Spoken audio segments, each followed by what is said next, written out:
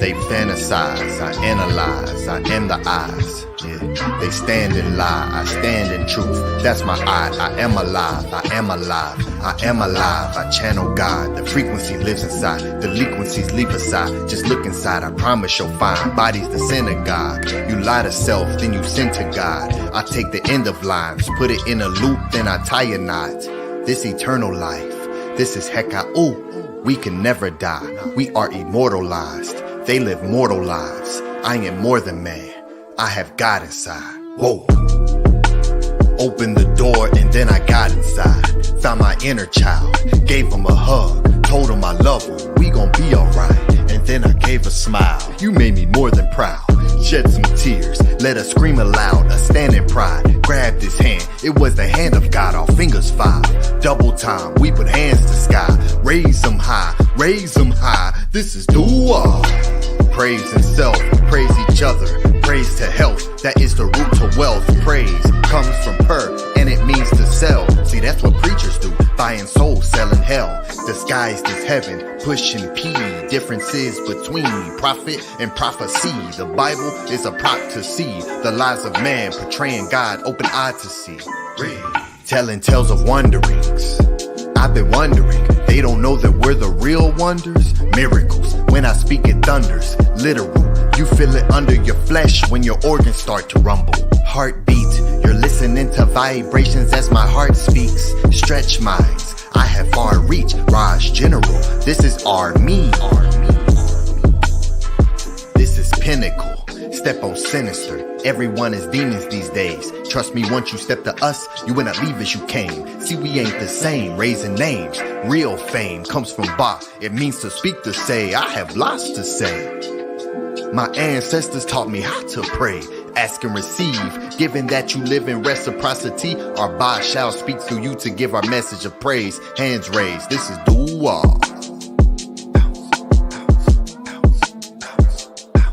This is dua.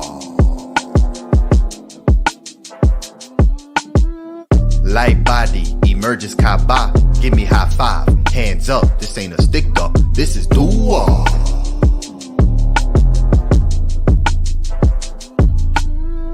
Giving praise. They're only giving praise when they receive a raise. Like thank God.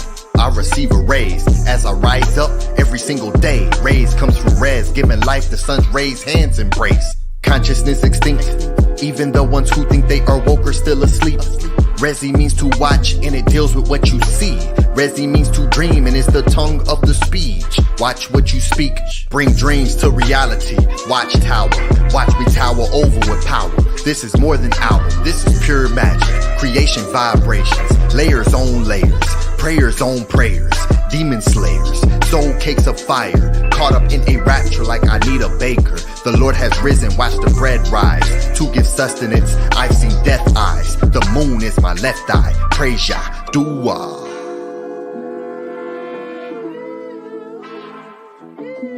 This is House of Aten. I don't have a mask on, I'll tell you all what happened. I see they got the facts wrong, flow fluid. Walk with ancestors like Anpu is. Who's this? Greek named Anubis. Prove it. I see bodies walking around soulless, clueless. Ani Ptah, don't compare me to Steve Jobs. Call me Ptah Sakar.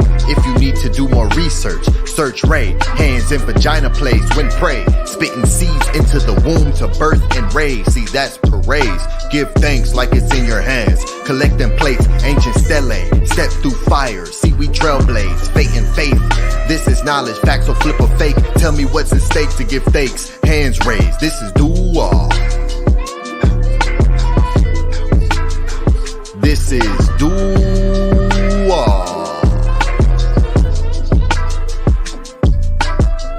Light body emerges Kaaba.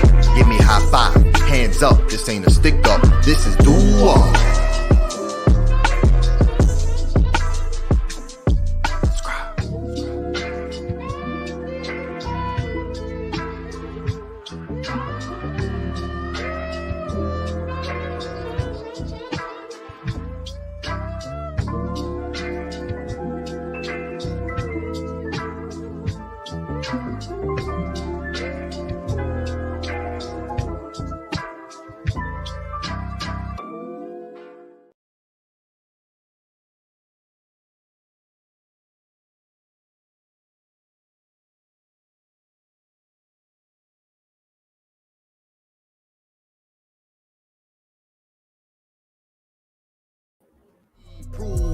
can feel the roof gone. Just look up, I am proof. Breaking doors down, make some room. My is now speaking through me, and trust me, this is who you will respect if you choose or not. It is now, not soon. You are not the same as I. We do not have the same sight. We do not have the same eye. We don't just talk, we apply. From the waters in the sky, I spoke my name into life. I spoke my name to bring life, to bring life. Look outside and all I see are people double-minded. People meaning creature, don't ignore the signage. Voices lead though flying silent. Observation with my eye open eyelid. Look outside and all I see are people double-minded. People meaning creature.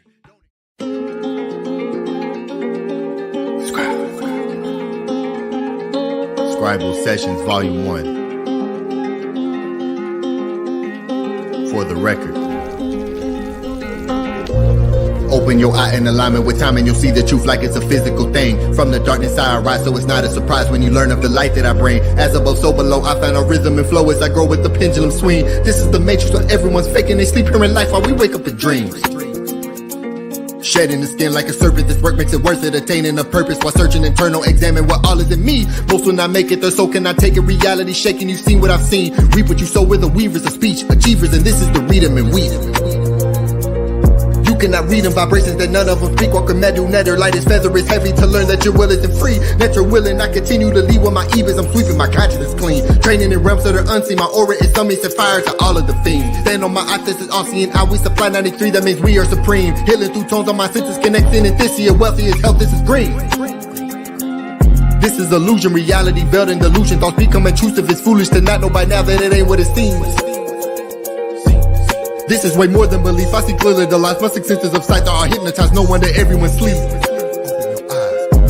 It's time to set off the alarm. The performance that form. Don't you know you're a star? God in human form and you rise with the beast. More than man. Bread in my hand, that's the Lord in hand. Heard what I said, Lord, live in the man. Light is sought after, it's in the man. Come from the inundation lands. Light is sought after, it's in the man. Come from the inundation lands. We ain't the same man. Record keeper. Seeing the state of the planet, the damage, the famines expanding beyond your belief. I see they landed, they've handed the people a cannon and aiming it right at your feet. Blowing the hole where you're standing, creating the panic. The tactical planning is deep. Teaching you're only a man and that God is in heaven, the seventh outside of your reach. If you're the question, they'll call you a manic, frantic, erratic, depression, demonic. When you're teaching through the magical speech, they'll call you serpent, the one in the garden. Pardon my knowledge for having the knowledge and prowess to see. He really told the truth to Adam and Eve. You'll have distinction between good and evil if you eat of the fruit of the tree. Now you're a god, open your eye, cleansing yourself so that now you can see. They stole the stories and twisted them like it's a spliff. They put the fire to leaf, I put the fire to speech. I put the fire to heat. We don't do liars and thieves, they just desire to greed. This is my record to keep, this is my throne. You cannot sit in my seat. And I command it, I give more than 10 commandments. This is the law of attraction, and we have infinite stamina. My stage is where I'm standing. This is my eye, God is in me. I only keep goddesses with me. They are the magical beings, they are the holy ones. Birthing the gods, we're overcoming the odds. We are the even and odd, they're in the odds, we're in the all. Ancestors answer my prayers, forever grateful. I will forever say thank you. Inspiration to awake the sleepers. Record keeper, more than man. Bread in my hand, that's the Lord in hand. Heard what I said, Lord, live in the man. Light is sought after, it's in the man. Come from the inundation lands. Light is sought after, it's in the man. Come from the inundation lands. We ain't the same man. Record keeper, more than man. Bread in my hand, that's the Lord in hand. Heard what I said, Lord, live in the man. Light is sought after, it's in the man. Come from the inundation lands. Light is sought after, it's in the man. Come from the inundation lands. We ain't the same man. Record keeper.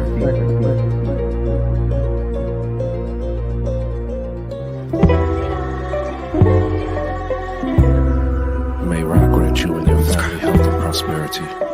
May your monument be established on the foundations of Ma'at, and may you rise and come forth as conscious light, like the divine Ra, who rise and shine forever on Ma'at.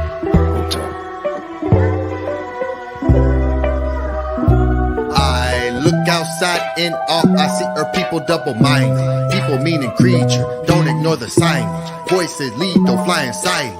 Observation with my eye open eyelid. Look outside and all I see are people double-minded. People meaning creature, don't ignore the signage. Voice voices lethal, flying silent. Observation with my eye open eyelid. I am him, king, crown, rings next to I am in.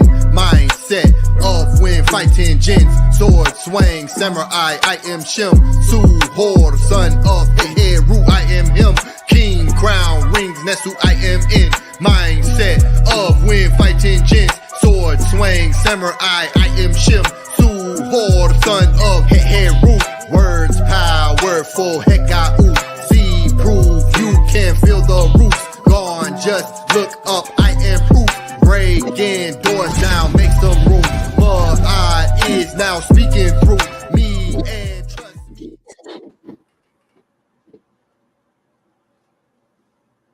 Otep, peace and love. Can y'all hear me?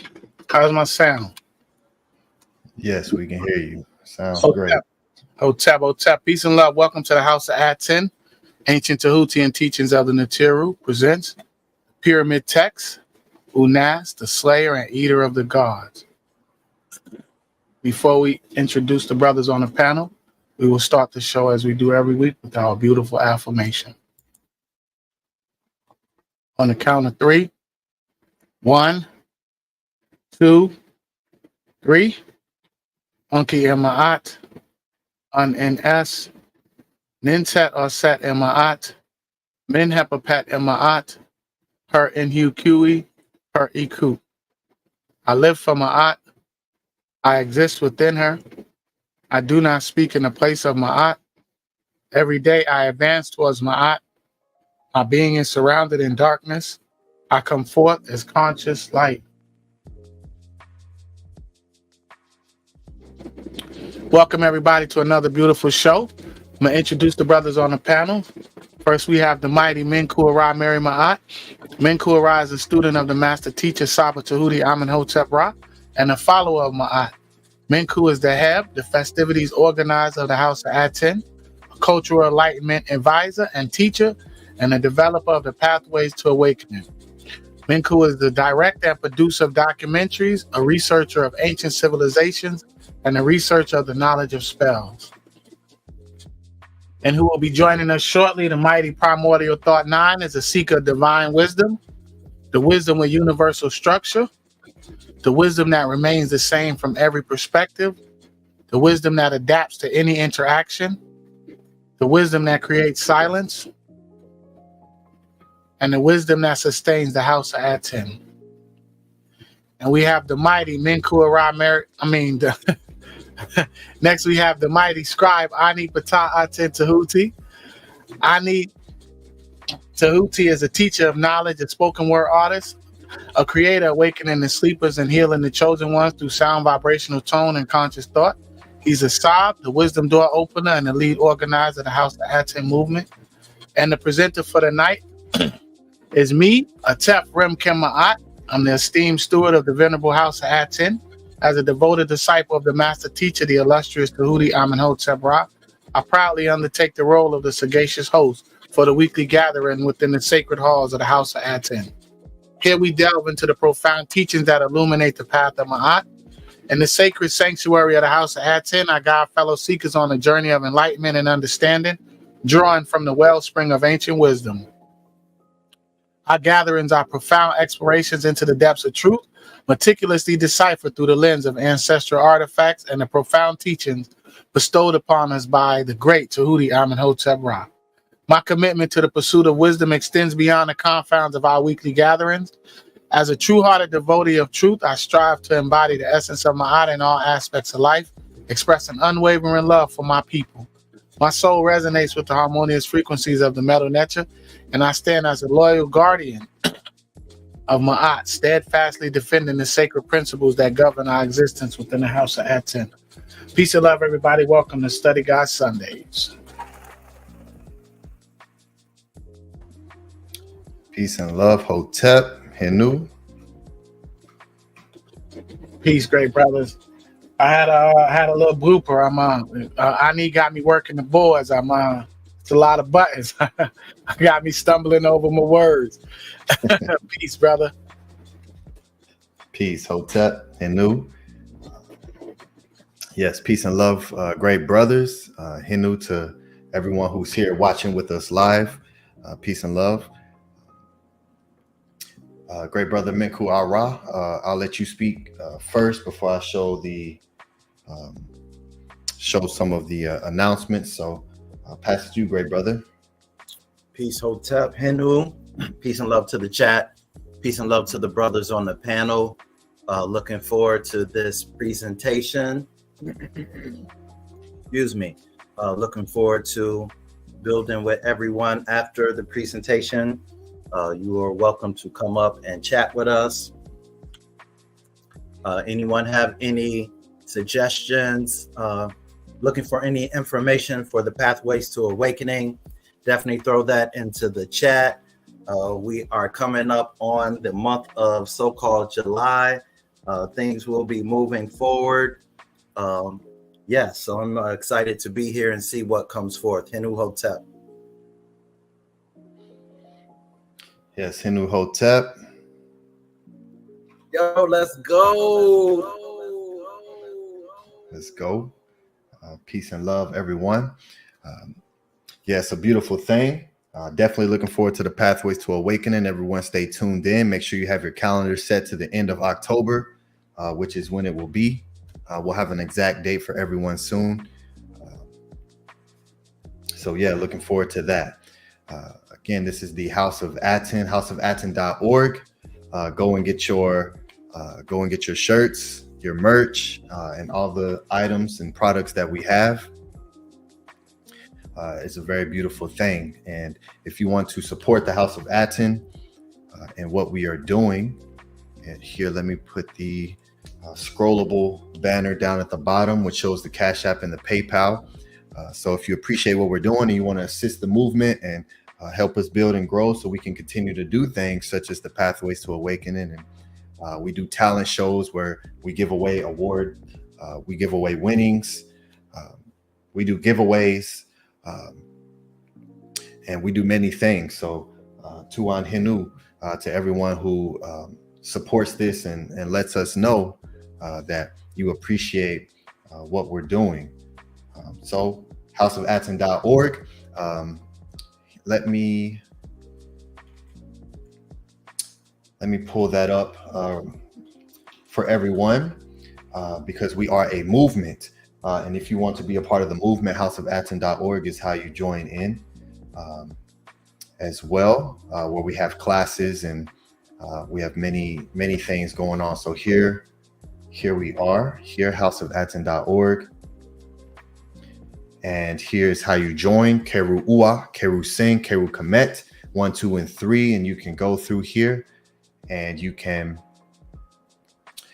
look at what is available here for you. It's very powerful. We have a Hepu and Ma'at, which is laws of Ma'at that we stand on and that we follow while being within the movement and organization here for the Karu.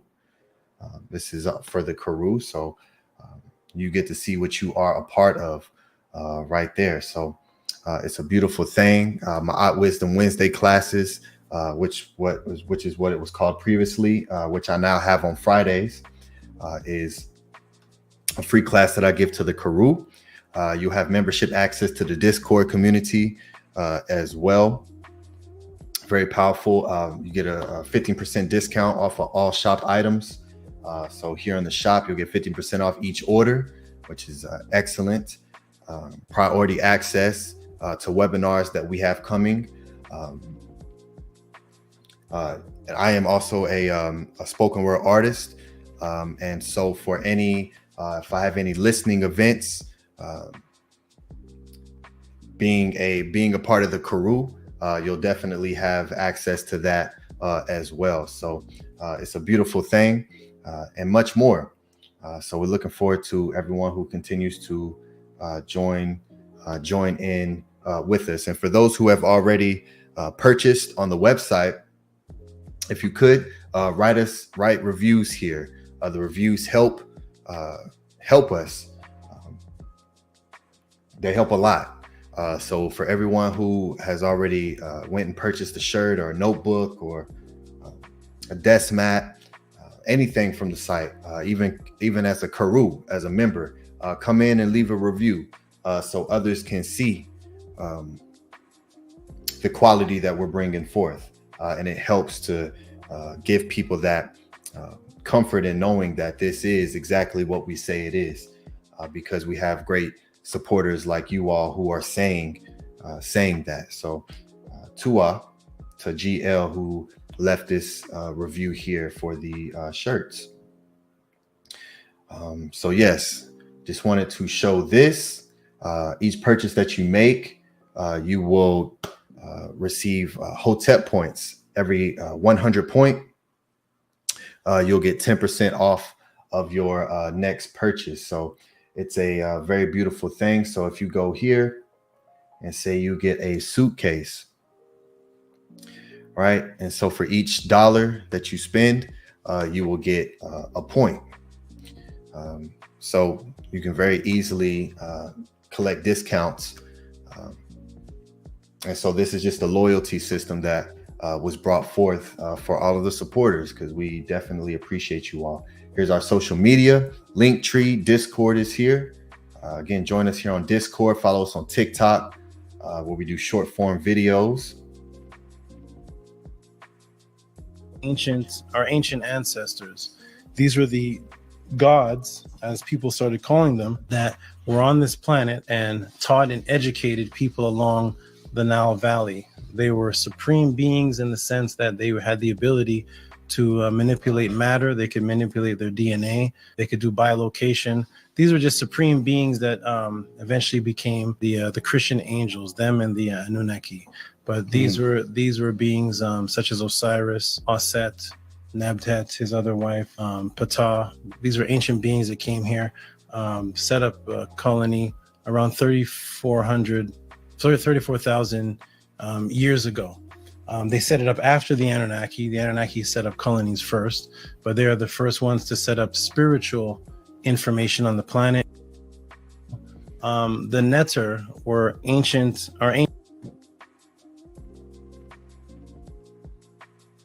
To the people, African non-hair, the people of color, the children of the sun, right? And when we truly understand that and how important it is to produce frequencies that are conducive to whatever outcome it is that you want to produce, we then start to take full accountability for everything that takes place within this experience that we have. So as you see, these are just different sections of the short form videos that we post here on TikTok, which are great. And they do well, and they help us to get more eyes on the House of Aten. Instagram as well. So go to our Linktree, follow us on all these platforms, Twitter. We have a Patreon as well for exclusive content that's not here on the YouTube. So join us on Patreon. Very powerful. All of our pod classes, every single class that we have, including Tehuti pod class, which is on Saturday, is here as well. And everything is in playlist form for the convenience of everyone, right?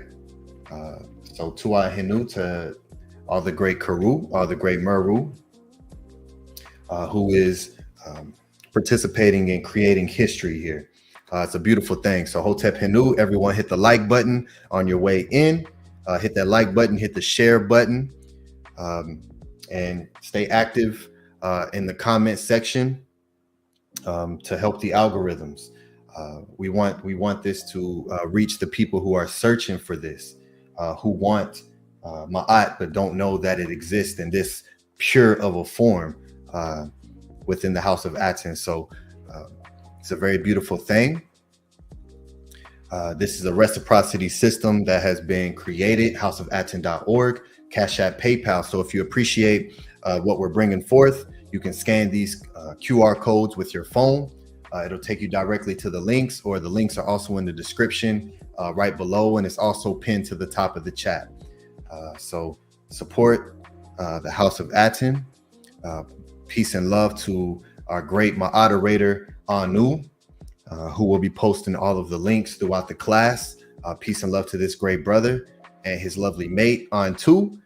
Peace and love to Antu. She is the one who is doing the social media videos for us. She schedules them out so we can consistently be putting out content outside of just here on YouTube, and shorts also go here on YouTube as well. So tu'a to Antu for all the works that you are doing. Peace and love to Minty Hotep, Hotep Henu, House of Aten. Peace and love, Minty. Glad to see you. And we have Lisa here with us, who says Hotep, H-O-A, with a black heart. Hotep to you, Lisa. Lovely picture that you have there. Sending you much health. Watch it to you and Sasha. So tu'a Hotep for being here. We have Karen S. Peace and love to all. Peace and love to you, Karen. Glad to see you here. And again, this is a beautiful thing that's taking place. And tu'a henu to all the Karu. The members are the Meru. Meru, which is the MEDU Netter word for supporter or partisan. Those who support this information. Those who send in support and do things outside of that as well to assist us. So it's a beautiful thing. And with that, I will pass it to the great brother Atef Rem and let him go through his wonderful reading of such powerful writings. Give me 1 minute, brother. I'll be right back. Give me 1 minute. Okay, I'll give you 1 minute. So yes, this is the Pyramid Text Part 2. So there has been a Part 1. For those who may be new or may have missed Part 1, everything is organized here in playlist section on the House of Aten YouTube channel. So place everything in playlists. And so you can go to the playlist Ancient Egyptian Literature Readings.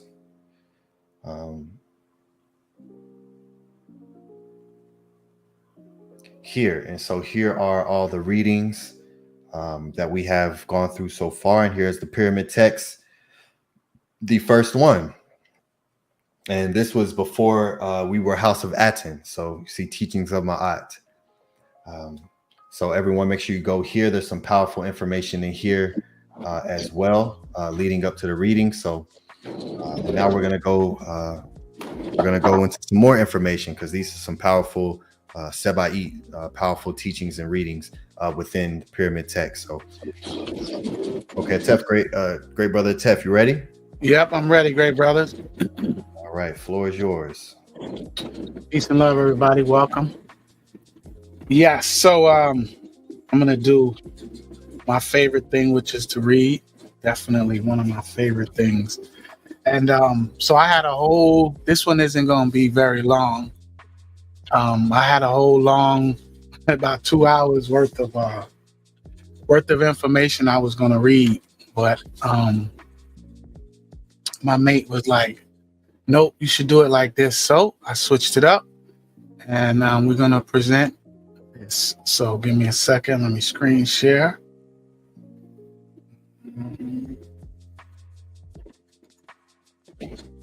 We've been watching the podcast all day. Last night, we was watching yesterday's show, and she was like, I'm confused. I'm like, you're not confused. It's very simple. The truth is very simple. But what's very confusing is the lie. Let me share my screen.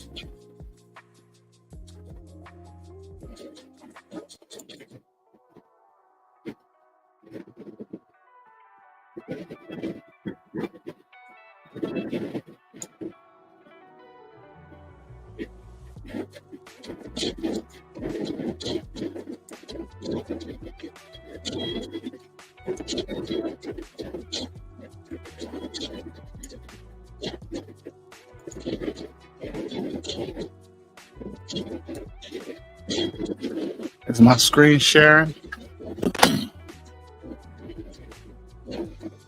Yes. Okay. Something's going on with the sound a little bit. It sounds like there's some shuffling or something. Ani, do you hear that, or am I? Yeah, there's some background noise going on with you, Atef, and it's doubling up and some background noise. Hold on, let me switch my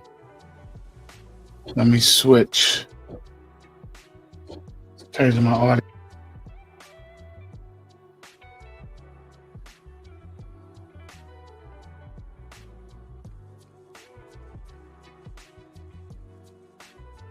And yes, the AKHU really works. Yo, let's go. I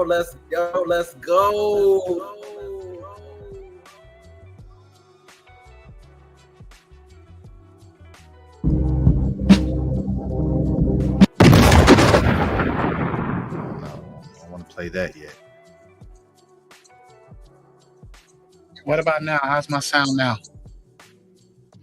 Is that better? Yes. Okay.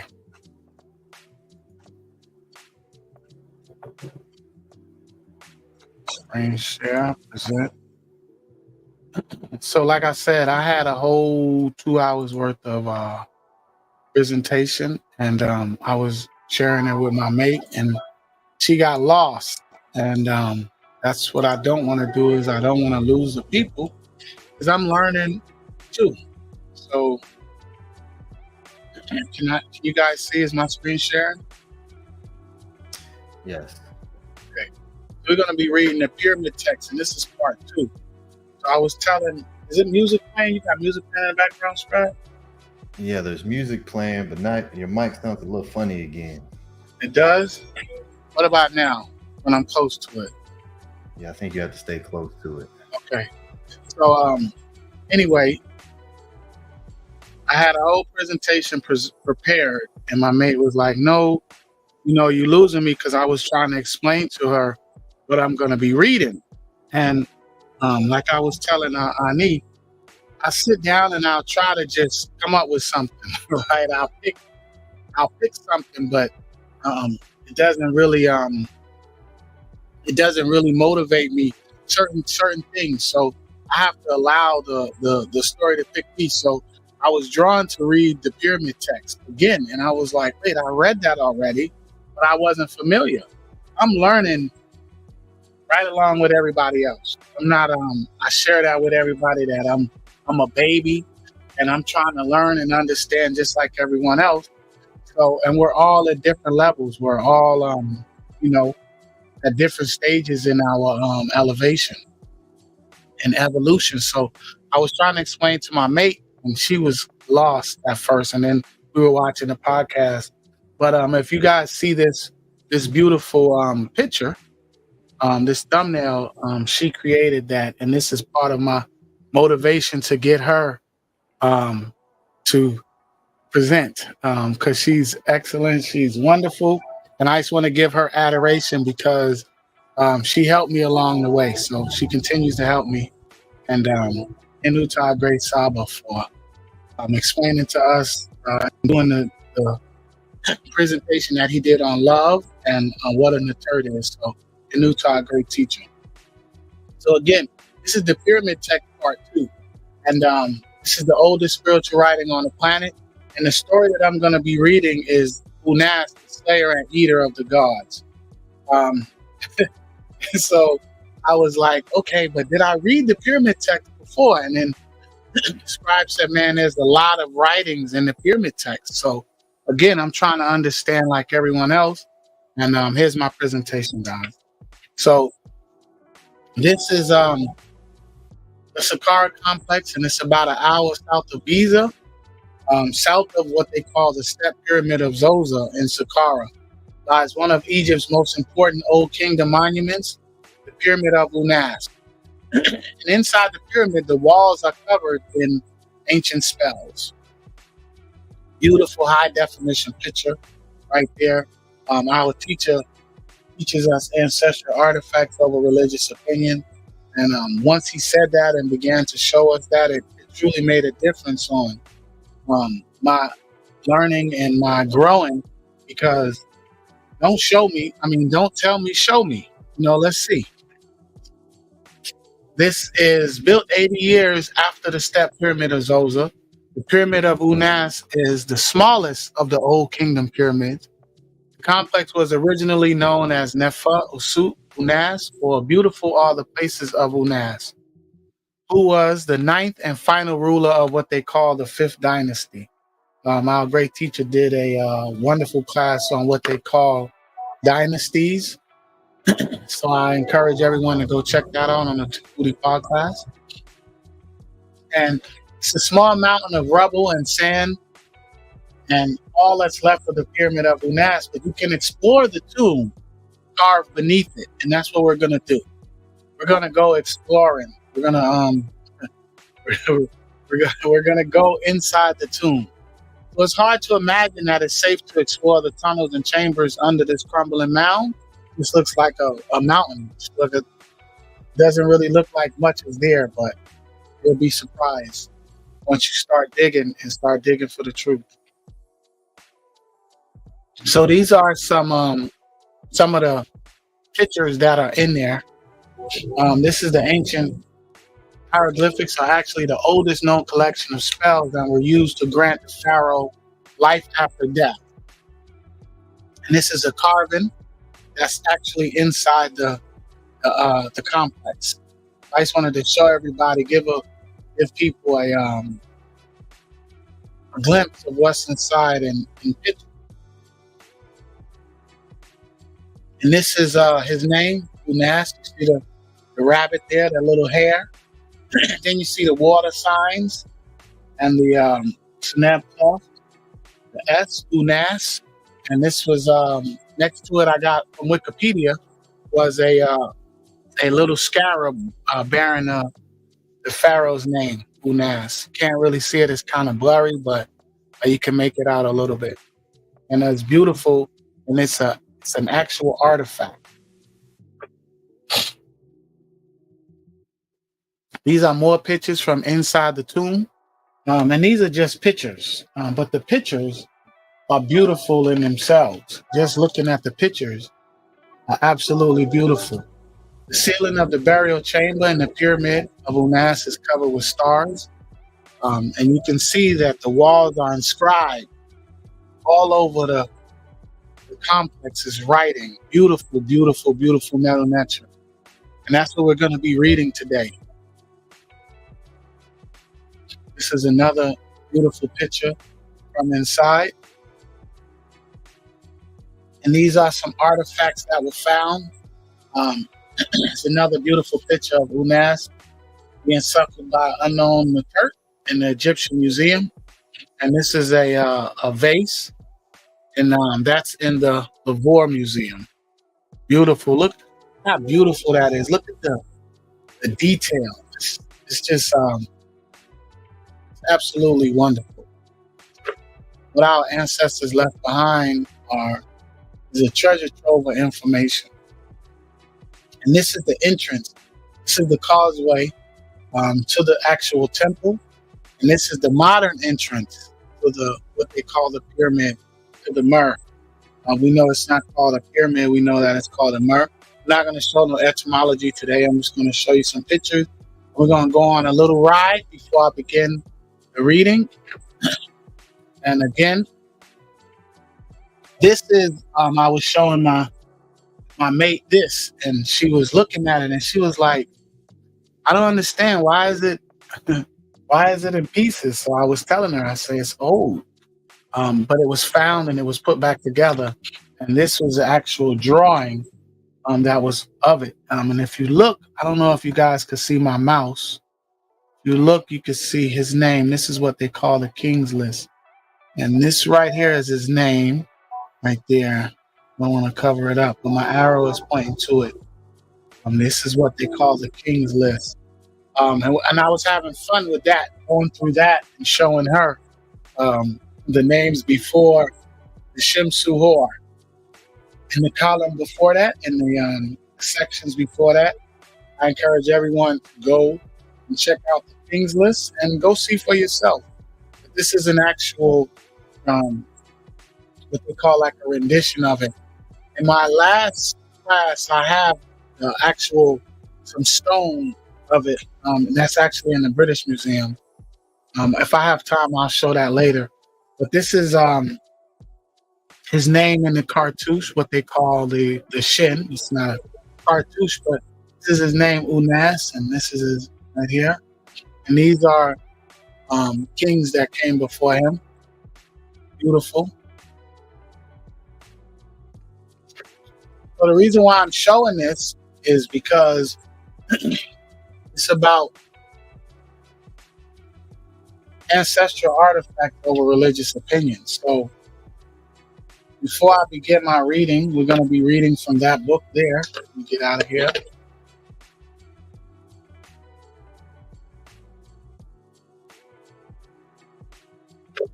And let me show you guys something. We're going to be going to right here. Screen share. Minimize that. Here. Boom. Boom. Boom. I think I'm getting good with this screen share. Scribe. How's my screen? Is it showing? It should be showing. Yes, we can see it. You can see? Yes, Okay. Actually, some of the pictures that I was showing earlier. This is some of the pictures, and this is on another website that I found. I love going exploring and just seeing what's out there. So this is the pathway, and this is the actual pyramid right here. And this is the entrance to it. You guys can see it. Writing all over here. It's everywhere. The writing is. I may ask me, why is my mouse, the pointer so big? I don't know if that bothers everybody, but it don't bother me. Can y'all see it when I show? Yeah. You can see my mouse, my pointer. She said, "Why is this big?" I said, "She said, you sure you can see?" Yes, I can see. I wear these glasses just block out the blue light on the computer. These are, again, some of the pictures that I've shown, and you can see his name right here in the writings. And we're going to go into, this is what they call a sarcophagus. We're going to actually go into, this is what I really wanted to show right here. So this is the entrance to what they call, I'm going to give you guys just to show you how beautiful and detailed it is, right? This is there right now. You can zoom in on it and have fun and just read what's on the wall. I look forward to actually learning how to actually read what's there. But I can see right here, I can see his name. I can see a couple of things. I can read a little bit. I'm learning, guys. I'm learning. But I just want to show how detailed it is right now. So we're just gonna have a little fun with me. And this is, I'll put the link in the chat and show you guys where this was. And Scribe showed this the last time. I was blown away because the detail of what you can see in the 3D and the technology. So this class is actually going to be about technology. I was going to do the reading and then do some technology, just show you what we can do with the technology stuff. This says the pyramid complex of Unas, circa 2375 to 2345 BC, is the last king of the 5th dynasty. We'll read this. And it says the pyramid complex of Unas, the last king of the 5th dynasty, contains all the components of the royal funerary complex of the Old Kingdom. It includes the Valley Temple, Mortuary Temple, the causeway connecting them, and the actual Mur itself. The entrance to the Mur is located on its north side. A descending corridor leads to a hall, then to the horizontal gallery, ending in an antechamber with 3 small magazines on its left. On the right is the burial chamber, which contains the oldest known pyramid text. These are religious inscriptions that help the deceased king in his resurrection and guide him to reach the sun god Ra in the sky. The mortuary temple, dedicated to the performance of religious rituals for the king after his death, is located on the east side of the pyramid. It contains a court with columns, the sanctuary, the altar, and a number of magazines. I don't know if you guys could see in the chat, but there's a new person in the chat, and her name is Karen, and she asked me, she sent me a text. I didn't answer the question, Karen, but the answer to your question is, if I had 24 hours to live, what would I do? And the Matrix mind went to the Lock song. If I had 24 hours to live, just think, well, but my elevation and where I'm at today, I would want to know as much MEDU as I could to help me progress through the afterlife. And Saba's class yesterday, he was showing that born means actually death. It means slain. The word born. So to live is to die, and to die is to live again. So I will want to know, because I don't know. I don't know. I don't know the spells. I don't know the language. Right? I'm unfamiliar with it. I know the Matrix language, and it hasn't helped me. It's not going to help me progress. It's not going to help me progress in the afterlife. And these writings will, because all the ancient cultures focused on, what was to come. There's another. I can see Unas right there. I see the hair, the wave right there. I'm just having fun with this, guys, because I just want to learn, and I think that it's very important that we familiarize ourselves with what did the ancient people say? What did our ancestors say? So we're going to go through here. We're going to actually go and look at what I'm going to be reading today. This is why I'm doing this. I'm showing, because the writing is on the wall, and it said the writing is in the antechamber. So if you could see, this is how it looks now. So this was done thousands of years ago, and it's still there right now. So why would somebody do that? What was the purpose of it? They tell you. And I'm thankful for the technology. Look at this. Look how beautiful the writing are. There's Unas again right there, and it's in what they call the shin.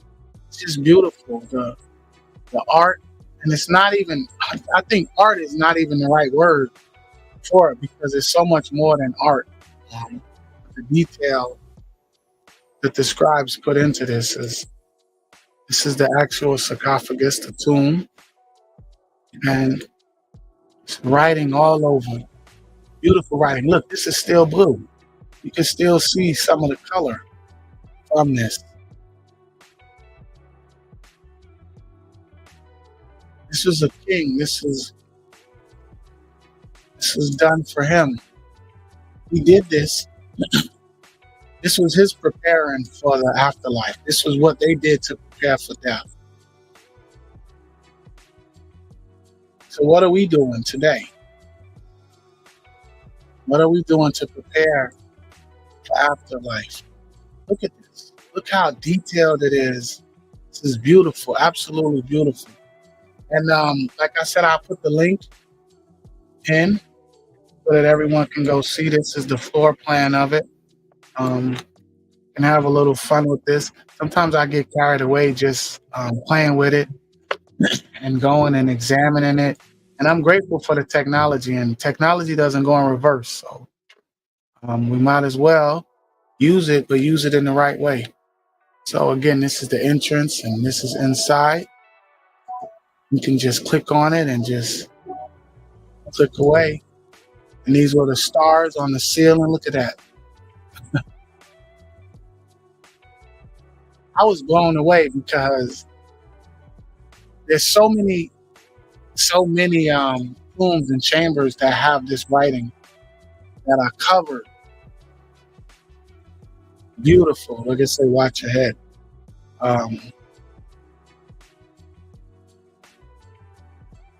So I encourage everyone to, if you have a computer, if you have a phone, I encourage everyone to to go and check it out. So this right here is, right here it says the oldest known pyramid text, right here. So this is what we're going to be reading right here. All of this. It's written on the wall. You know how they say the writing is on the wall? I wonder where they got that from. Wow. So with that, we're gonna exit. Can I get out?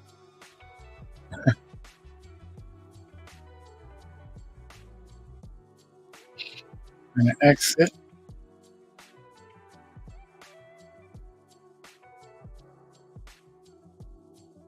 And now we're back out. And these are the beautiful pictures that I showed.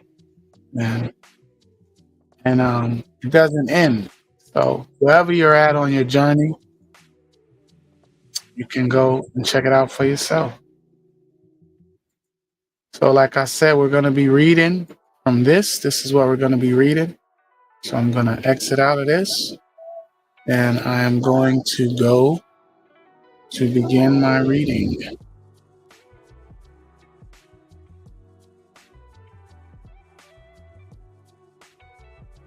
Am I still screen sharing? No. Here we go.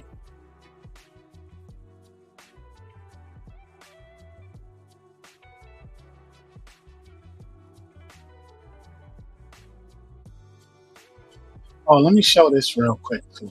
While we're having a little fun before I begin my reading. Let me show this real quick. Can we get here? Screen share. Boom.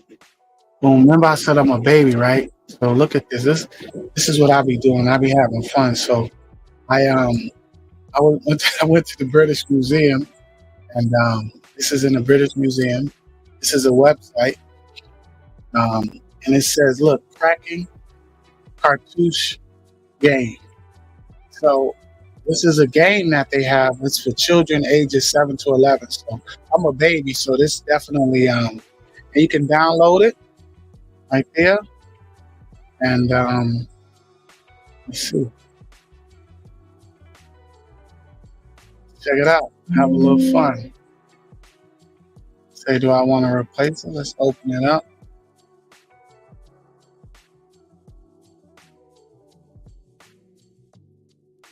And you can go here. And how do you play it? Right here? Boom. Right there. And there you have it. So there's no excuse to learn, right? I just showed you guys. No excuse. I'm not going to go through the game. I'm just showing you just something really quick, just to show you how easy it is to learn and how much fun it could be.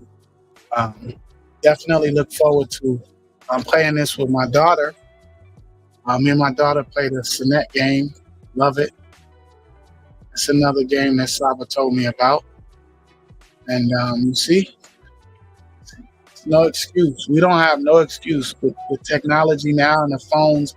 And that's what this class was initially going to be about. It was going to be about AI and, you know, how we can use the technology.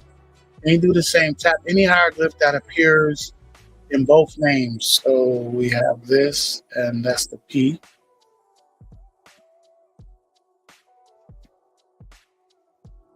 And the line, the L. T, the bread loaf. Nope, right here. After finding the matching letters, Champollion filled in the rest. Ptolemy's Cleopatra, of course. Nice. We got in this. I'm gonna go to the reading, but I just wanted to show you guys just how fun it is. Everything can be fun. You can make learning fun.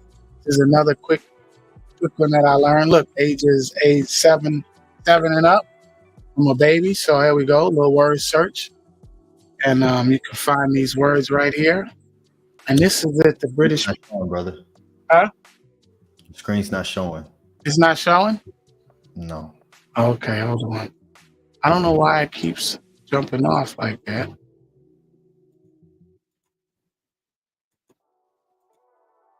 What about now? Yes. This is another fun game. Again, this is at the British Museum. Go here, ancient Egyptian word search, ages 7 and up. I'm a baby, so this is for me. And you can go and you can have some fun, right? With the kids, you can learn. If I was exposed to this when I was younger, man, you know, and I was really 7 years old, just the types of games and the fun stuff. But we're going to end this. I just wanted to share this with everyone just to show everybody, you know, it's really no excuse for learning. So with that, we are going to begin the reading.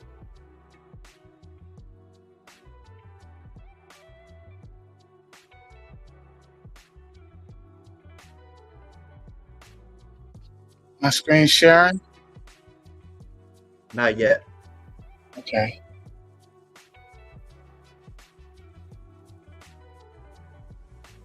Let's go ahead. I gotta get make it go automatic over here. Screen share. Present.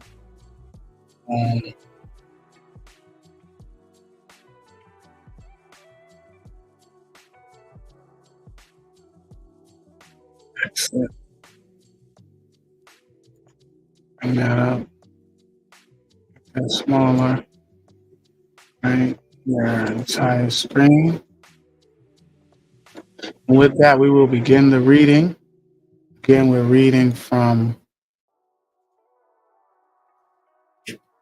The Gods of the Egyptians, Volume 1. And I'm going to start at on page 32. And I am going to begin on this paragraph here. So, one of the most instructive of these passages for our purpose forms one of the texts which are inscribed on the walls and corridors of the chambers in the pyramid tomb of Unas, a king of the 5th dynasty, and of Ptah, a king of the 6th dynasty. The paragraphs in general of the Great Fallopian Recension deal, as we should expect, with the offerings which were to be made at stated intervals in the little chapels attached to the pyramids, and many were devoted to the object of removing enemies of every kind from the paths of the king of the underworld. Others contain hymns and short prayers for his welfare and magical formulae and incantation. A few describe the great power which the beatified king enjoys in the world beyond the grave, and of course declare that the king is as great a lord in heaven as he was upon earth. The passage in question from the Pyramid of Unas is of such interest and importance that it is given in the appendix of this chapter. With the interlinear translation and transliteration, and with the variant reading from the Pyramid of Ptah. But the following general rendering of its contents may be useful. The sky poureth down rain, the stars tremble, the bow bearers run about with hasty steps, the bones of AKHU tremble, and those who are many strengths unto them betake themselves to fight when they see Unas rising in the heavens, like a god who liveth upon his fathers and feedeth upon his mothers. Unas is the Lord of wisdom, whose name his mother knoweth not. The noble estate of Unas is in heaven, and his strength in the horizon is like unto that of the god Tem, his father. Indeed, he is stronger than his father who gave him birth. The doubles, or Ka, of Unas are behind him, and those whom he hath conquered are beneath his feet. His gods are upon him. His urea are upon his brow. His serpent guide is before him, and his soul looketh upon the spirit of flame. The powers of Unas protect him.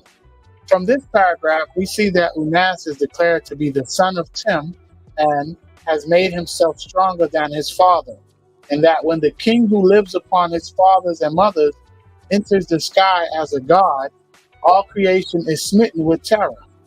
The sky dissolves in rain, the stars shake in their places, and even the bones of the great double lion-headed earth god Aker quake, and all the lesser powers of heaven flee in fear. He is considered to have been a mighty conqueror upon earth, for those whom he has vanquished are beneath his feet. There is no reason why this statement should not be taken literally. There is no reason why this statement should not be taken literally, and not as referring to the mere pictures of enemies which were sometimes painted on the cartoonage coverings of sahus under the feet, and upon the sandals of mummies, and upon the outside of the feet of coffins. An ordinary man possessed one ka or double, but a king or a god was believed to possess many kas or doubles. Thus, in one text, the god Ra is said to possess 7 souls, Ba, and 14 doubles, and prayers were addressed to each soul and double of Ra as well as to the god himself. Elsewhere, we are told that the 14 AKHU of Ra were given to him by Tehuti. Unas appears in heaven with his gods upon him. The serpents are on his brow. He is led by the serpent guide and is endowed with his powers. It is difficult to say what the gods here referred to really are, for it is unlikely that the allusion is to the small figures of gods which in later times were laid upon the bodies of the dead, and it seems that we are to understand that he, Unas, was accompanied by a number of divine beings who had laid their protecting strength upon him. The urea on his brow and his serpent guide were the emblems of similar beings whose help he had bespoken. In other words, they represented spirits of serpents which were made friendly towards man. The passage in the text of Unas continues. Unas is the bull of heaven, which overcometh by his will, and which feedeth upon that which cometh into being from every god. And he eateth of the provender of those who fill themselves with words of power and come from the lake of flame. Unas is provided with power sufficient to resist his spirits, and he riseth in heaven like a mighty God who is the Lord of the seat of the hand, i.e. power of the gods. He taketh his seat, and his back is towards Seb. Unas weigheth his speech with the God, whose name is hidden on the day of slaughtering the oldest gods. Unas is the master of the offering, and he tieth the knot, and provideth meals for himself. He eateth men, and he liveth upon gods. He is the Lord of offerings, and he keepeth count of the list of the same. The dead king is next likened to a young and vigorous bull, which feeds upon what is produced by every god, and upon those that come from the fiery lake to eat words of power. Here we have a survival of the old worship of the bull, which began in the earliest times in Kemet and lasted until the Roman period. His food is that which is produced by every god. And when we remember that the Kemetians believed that every object, animate and inanimate, was the habitation of a spirit or god, it is easy to see that the allusion in these words is to the green herbage which the bull ordinarily eats. For from this point of view, every blade of grass was the abode of a god. In connection with this, may be quoted the words of Sankon Yathen, the Sanchonatho of the Greeks, as given by Eusebius, who says, "But these first men consecrated the productions of the earth, and judged them gods, and worship those things upon which they themselves live, and all the posterity and all before them. To these they made libations and sacrifices. Now, the food of this bull Unas is also said to be those who came from the lake of fire, or the city of Shisei-Sasa. And who are these? From chapter CVII of the Book of the Dead, we learn that Shisasa was situated in Seket Sasa, i.e., a district in heaven. And it is clear from the text of the chapter that it was one of the abodes wherein the beatified dead obtained food. The deceased is made to say, I have not lain down in earth, in death. I have stood over thee, and I have risen like a god. I have cackled like a goose, and I have alighted like the hawk, by the divine clouds and by the great dew. I have come from Misasa, which is in Seket Sasa, i.e., the lake of fire, which is in the field of fire. Toward the end of the chapter, line 10, mention is made of herbage or crops, and it seems as if these grew in the field of fire, or in the neighborhood of it. And it is clear that it must be these which are referred to as the provender of those who came from the lake of fire. We are next told that Unas hath power sufficient to oppose or resist his spirits, but it is not certain whether these are beings in the underworld which are hostile to him, or spirits which belong to himself. In any case, the meaning of the passage is not clear. Having risen in heaven, Unas takes his seat with his back towards Seb, the great earth god who was represented by the mythological goose, which was supposed to have laid the great cosmic egg. In the later part of the selection of the text of Unas, quoted above, we have some remarkable ideas enunciated. It is asserted, first of all, that he weigheth his speech with the god whose name is hidden, which indicates that Unas was supposed to be of equal rank and power with the god of judgment. From the Theban recensions of the Per Emheru, we know that the expression weighing of words means also the weighing of actions. Action speaks louder than words. And that it is applied to the examination of the deceased, which is held on the day wherein his heart is weighed in the great scale. The examination was conducted by Tehuti on behalf of Asar, but the words in the text of Unas show that the dead king considers himself able to judge his own actions and to award himself happiness. The god of the hidden name is probably Asar. It is. Finally, it is said that Unas eats men and feeds upon the gods. We have already referred to the passage in Juvenal's 15th satire in which he declares that the Cometians ate human flesh, and it has been already said that the dynastic inscriptions afford no proof whatsoever that the Cometians were cannibals. The statement here that Unas ate men is definite enough, and it is not easy to give any other than a literal meaning to the words. We can only assume then that this portion of the text has reference to some acts of cannibalism of which a tradition had come down from pre-dynastic to dynastic times. Hold on, let me run this back one more time. We have already referred to the passage in Juvenal's 15th satire in which he declares that the Cometians ate human flesh.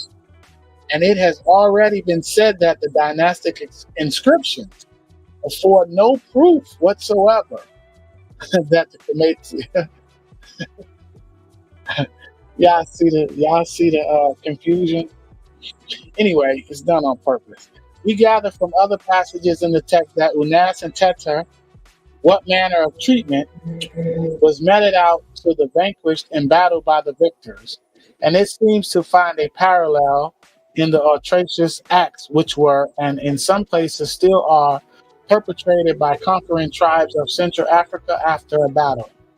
In pre-dynastic times, all the property of those who were defeated in war was seized upon by the successful warriors, and all the women fell into their hands, and at times nameless abominations were committed upon the unfortunate male captive.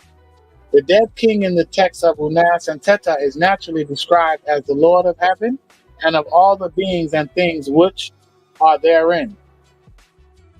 As such, he is master of all the women, and it is said plainly of him that he is the Basунtiator, and that he carries off the women from their husbands to whatsoever place he pleases, whensoever he pleaseth.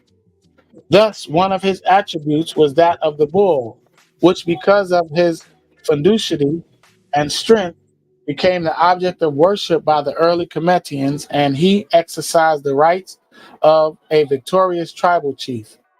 Upon the conquered men who were allowed to live, terrible indignities were perpetrated, and in the text of Ptah, the dead king is exhorted to rise up, for Heru hath caused Tehuti to bring unto thee thine enemy, and he, Heru, hath put thee behind him in order that he may not do an injury, and that thou mayest make thy place upon him, so that when thou goest forth, thou mayest take thy place upon him, and he may not have union with thee. It is possible then that in pre-dynastic times, in addition to the wanton destruction which the Cometians brought about after a victorious fight with their enemies, and the slaughter and rapine and nameless abominations which followed, they sometimes imitated the example listen how disrespectful Bud is, of wild and savage beasts, and ate the foes they had conquered. The accounts of the battles of dynastic times show that the Egyptians looted and destroyed the cities and towns of the vanquished, and that they cut down orchards and gardens and carried off all the flocks and herds which they could find. And there is abundant proof that they mutilated the bodies of their dead foes after a fight, but that they either ate them or behaved toward them in a manner contrary to nature. There is absolutely no evidence to show. Yo, he's speaking backwards on purpose. We have now to consider the remaining paragraphs of the extract from the text of Unas. The gods upon whose bodies Unas fed were snarled by AKHU, and they were examined as to their fitness and condition by Tep, a divine being who was in later times one of the 42 judges in the hall of Maati, and is mentioned in the negative confessions of the Per Emheru. The gods were next bound by her, Tertu, and the god Kinsu cut their throats and took out their intestines. A being called Shesmu acted as butcher and cut them up and cooked the pieces thereof in his fiery cauldron. Thereupon Unas ate them, and in eating them, he also ate their words of power and their spirits. The largest and finest of the gods he ate at daybreak, and the smaller sized ones for meals at sunset, and the smallest for his meals in the night. The old and worn out gods he rejected entirely and used them up as fuel in his furnace. The cauldrons in which the bodies of the gods were cooked were heated by the Great One in heaven, who shot flames under those which contained the thighs of the oldest of the gods, and the Terror, who is in heaven, of Unas cast also into cauldrons the thighs of their women. Unas is then said to make a journey about every part of the double sky or double heaven, i.e. the night sky and the day sky, and also to travel about presumably from one end to the other through the two Tibu of Kemet, i.e. the land which lies between the mountains and the Nile on each side of the river. As a result of eating of the bodies of the gods, Unas becomes the great Sekhem, the Sekhem of the Sekhemu. He also becomes the Asham of the Asham, the great Asham of the Ashamu. The power which protects Unas and which he possesses is greater than that of all the Sahu in the heavens, and he becomes the eldest of all the firstborn gods, and he goes before thousands and makes offerings to hundreds of them. Indeed, the power which has been given to him as the great Sekhem makes him to become as the star Sahu, i.e. Orion, with the gods. Unas can repeat his rising in the sky, for he is the seventh crown as Lord of the heaven. He taketh count of the knots or sinews and of livers, and he hath taken possession of the hearts of the gods. He hath eaten the red crown, he hath eaten the white crown, and he feedeth upon fat entrails. The offerings made to him are those in whose hearts live words of power. What the red crown emitteth, that he hath eaten, and he flourisheth. The words of power are in his belly, and his Sahu is not turned away from him. He hath eaten the knowledge of every god, and his existence and the duration of his life are eternal and everlasting. And in any Sahu which he pleaseth to make, whatsoever he hath, he shall never do within the limits or inside the borders of heaven. Behold, their soul, i.e. the soul of the gods, is in Unas, and their spirits are with him. His food is more abundant than that of the gods, in whose bones is the flame of Unas. Behold, their soul is with Unas, and their shadows are with their forms or attributes. Unas is in or with the doubly hidden Ka gods as Sekhem, and having performed all the ordinances of the ceremony of plowing the seat of the hearts of Unas, shall be among the living upon this earth forever and ever. The last portion of the extract is of peculiar interest because it affords some insight into the beliefs which the Cometians held about the constituent parts of the economy of the material. We have already seen that a Ba or soul has been assigned to Unas, and Ka or double, or Khu or spirits, and a Sahu and a Sekhem. The last two words are difficult to translate, but they are rendered with approximate correctness by spiritual body and power. The soul was intimately connected with the heart and was supposed to be gratified by offerings, which it was able to consume.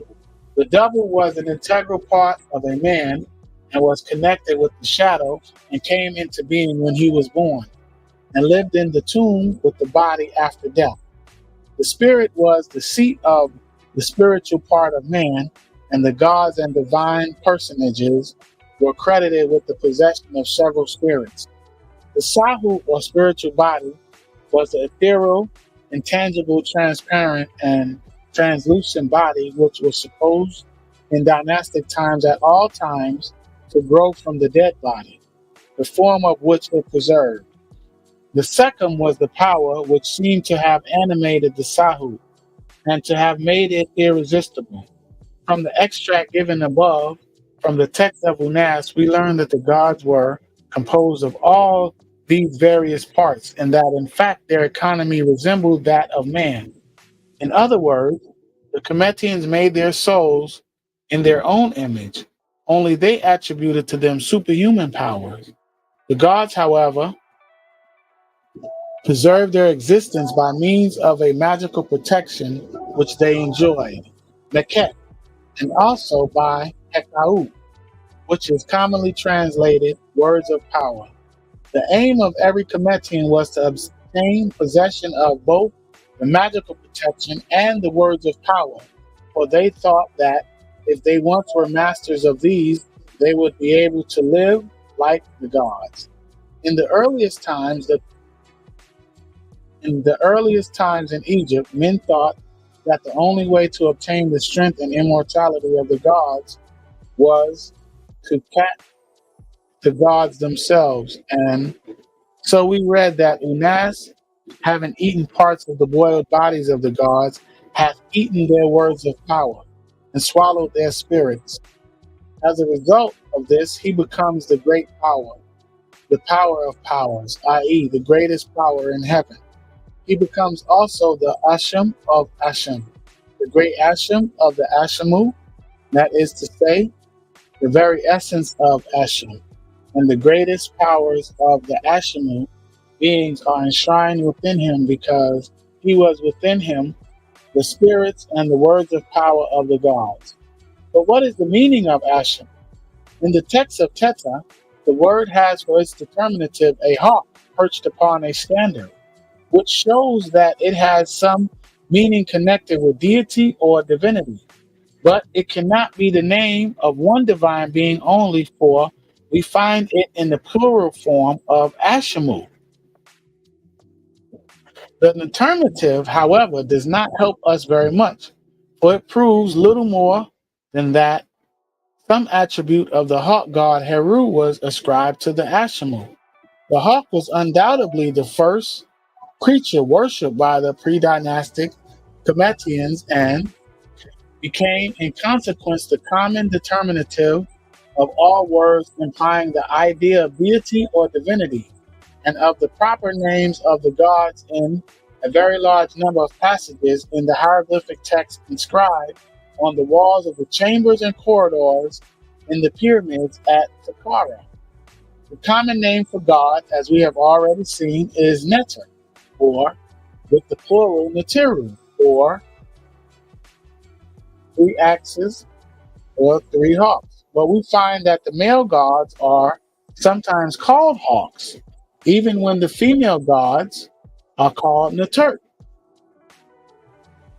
In the Per Emeru, the word Ashamu is written, which may be translated by divine Ashamu, and as the first determinative is a squatting hawk, we may assume that the word Ashamu means hawk. If this assumption be correct, Asham and Asham of Asham, great Asham of the Ashamu, means hawk of hawk, the great hawk of the hawks. And since the hawk was not only a god to the pre-dynastic Cometians, but their oldest and greatest god, being in fact the spirit of that which is above, i.e. heaven. The passage Asham of Asham, or great Asham of the Ashamu, may very well be rendered God of God, great God of the gods. Thus, with the words of power and the spirits of the gods in him, Unas becomes the habitation of the power of God and the firstborn of the gods. He is now able to go round about heaven at pleasure, and as the great Sekama or power, his visible emblem is Sa or Orion, and he is able to repeat his rising daily in heaven like the constellation. It is not improbable that the identification of Orion with the kings who had eaten the gods filtered down in tradition to the Semitic people who lived in the Delta in dynastic times, and so became the base of the legends about Orion, which are found among the Arabs and Hebrews. Modern travelers have put on record the fact that certain savages and semi-savage peoples were, even in recent times, in the habit of eating pieces of flesh of mighty wild animals or of strong men, and of drinking their blood with the view of absorbing their nature and life and strength into their own bodies. This idea also existed among the Egyptians, both pre-dynastic and dynastic, and we find an allusion to it in the extract of Unas under consideration. For he is said to take possession of the hearts of the gods, and to reckon up the Thesu and the Kesu, and to feed upon the fat Smaui. The importance which the Egyptians attached to the possession of the physical heart, or of having power over it, is proved by many texts, and especially by several chapters of the Per Heru, wherein we find many prayers which were especially written for the protection of the heart. Thus, in the chapter, the deceased prays, may my heart be to me in the house of hearts. May my hati be to me in the house of Hatu. Chapters were written to prevent the heart being carried away by those who steal hearts and destroy them. Chapters was composed to prevent its death in the underworld, and chapters were intended to prevent a man's heart from being driven away from him there, especially at the time of the judgment, when it was weighed in the great scales. For the words tesu and bekesu and smile, it is not easy to find equivalents. For the connection in which it occurs, tesu must mean either the vertebrae or some internal organ of the body, which resembles a tied or knotted cord. While it's of bekesu, the determinative proves that it is also an internal organ. The deceased says, homage to thee, O my heart, Eve. Homage to thee, O my hati. Homage to thee, O my nesek, which is probably a variant form of bekes. But curiously enough, the determinative for besek is a heart. In spite of this, however, it seems as if the word actually means liver. Mr. Fraser has quoted in his work instances which prove that savage tribes look upon the liver as the seat of the soul or life of man, and that portions of it are eaten by them with the view of acquiring the qualities of the former possessor of the liver. The words of the text of Unath do not say definitely that the king ate the tesu and the livers of the gods who had been killed for him, but it is evident from the context that they were supposed to form part of his food.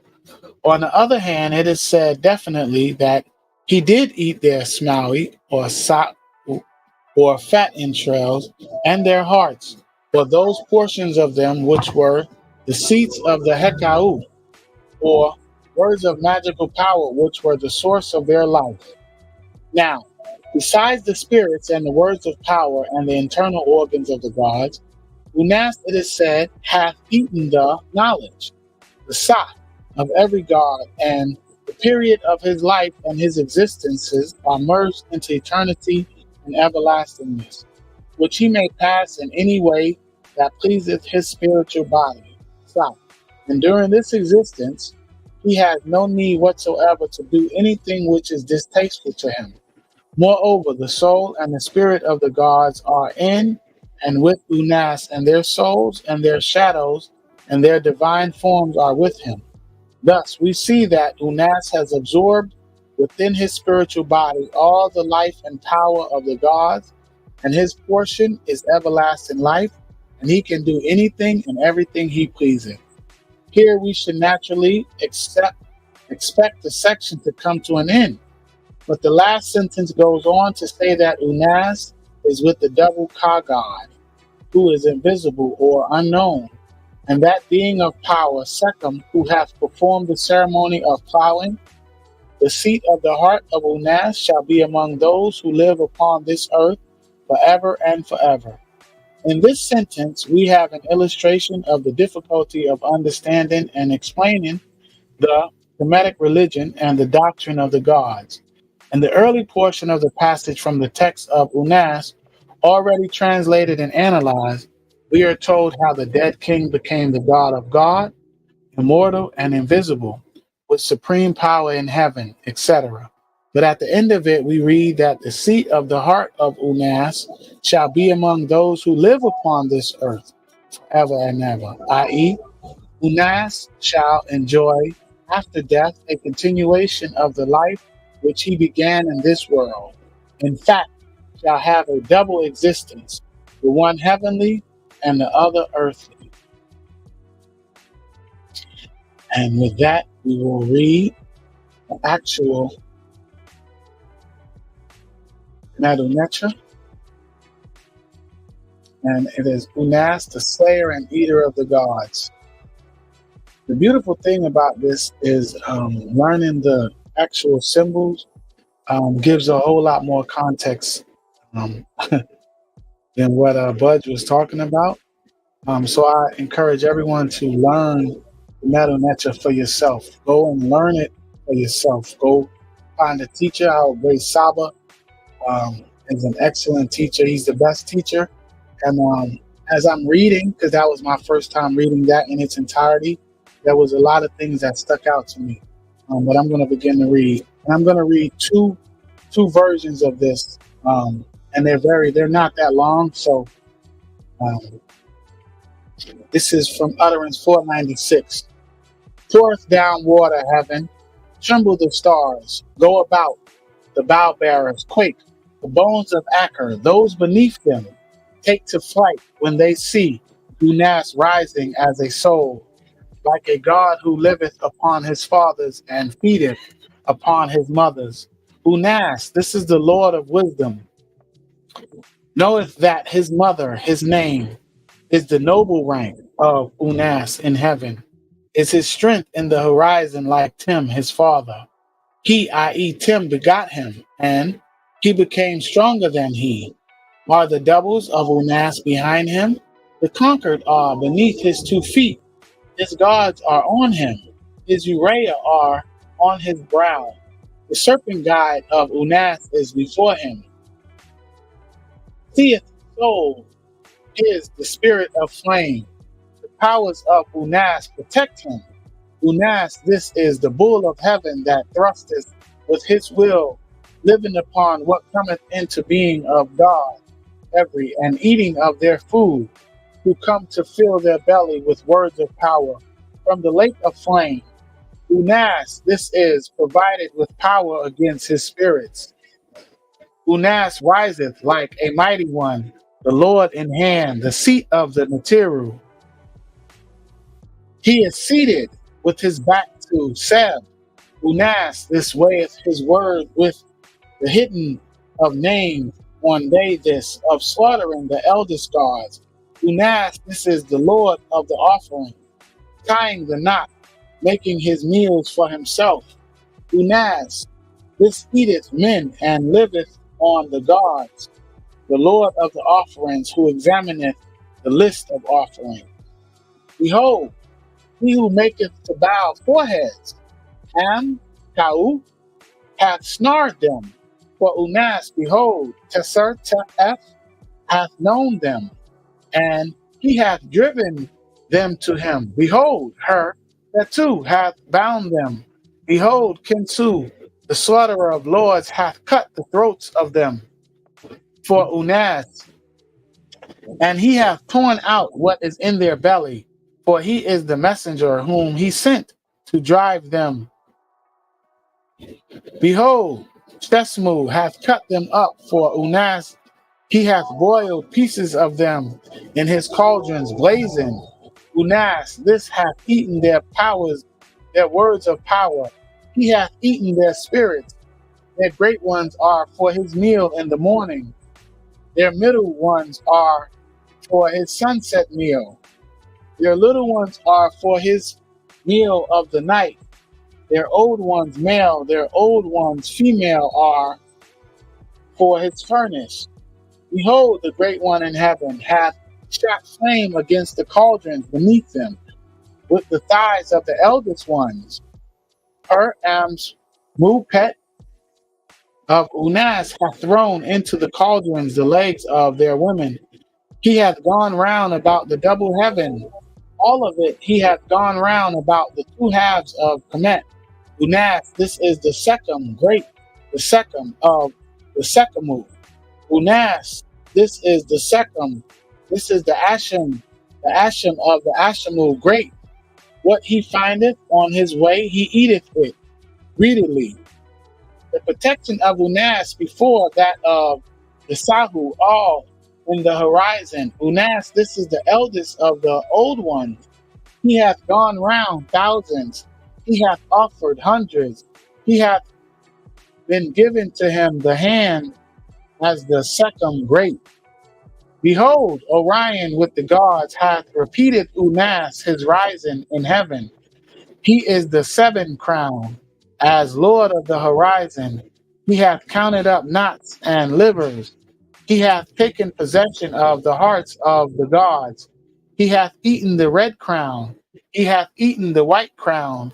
Feedeth Unas upon the entrails fat. His offerings is that whereupon he lived in their hearts, their words of power.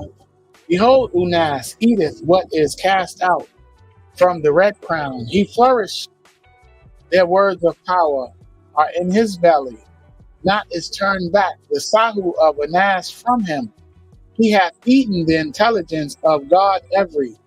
His period of life is eternity. His existence is everlastingness. In his Sa, this what he pleaseth to do, he doeth. What he hateth, he doeth he, not doeth he. In the limits of the horizon forever and ever. Behold, their soul is in Unas.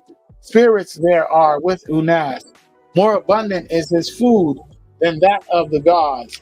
The flame of Unas is their bones. Behold, their soul is with Unas. Their shadows are with their forms. Unas is with these. Rising, hidden, a Sechem having performed the ordinances of plowing. The seat of the heart of Unas is among the living on earth, this forever and forever. And that is from the book Legends of the Gods that I showed, Volume 1. And I'm going to read another one, which is from Mariam Litcham's book, because it's a little, the words are a little different. But I did read Budge's context, so it should make sense. And again, this is from Antechamber East Wall.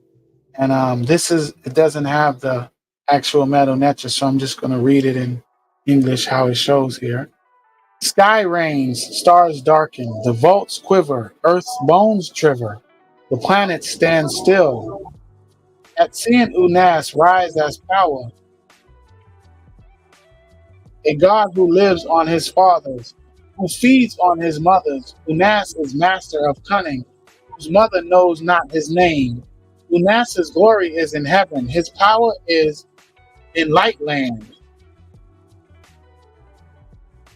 Like a tomb, his father, his begetter. Though his son, he is stronger than he. The forces of Unas are behind him. His helpers are under his feet. His gods on his head, his serpents on his brow. Unas's lead serpent is on his brow. Soul searcher whose flame consumes. Unas's neck is in its place. Unas is the bull of heaven, who rages in his heart, who lives on the being of every god, who eats their entrails. When they come, their bodies full of magic, from the isles of flame. Unas is one equipped who has gathered his spirits. Unas has gathered, and Unas has risen as great one, as master of servants. He will sit with his back to Geb. Unas will judge with him whose name is hidden.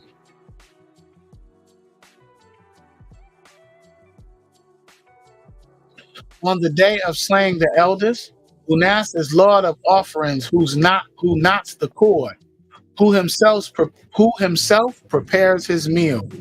Unas is he who eats men, feeds on gods, master of messengers, who sends instructions.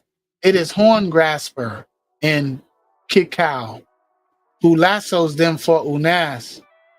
It is serpent raised head who guards, who holds them for him. It is he upon the willows who binds them for him. It is Khan's slayer of lords who cuts their throats for Unas, who tears their entrails out for him. He, the envoy, who is sent to punish. It is Chesmu, who carves them up for Unas, cooks meals of them for him in his dinner pots. Unas eats their magic, swallows their spirits. Their big ones are for his morning meal. Their middle ones are for his evening meal. Their little ones are for his night meal. And the oldest males and females for his fuel. The great ones in the northern sky light him fire. for the kettle's content with the old one's thighs. For the sky dwellers serve Unas, and the pots are scraped for him with their woman's legs. He has encompassed the two skies. He has circled the two shores. Unas is the great power that overpowers the powers. Unas is the divine hawk, the great hawk of hawks, whom he finds on his way he devours whole. Unas's place is before all the nobles in Lightland. Unas is God, oldest of the old. Thousands serve him, hundreds offer to him.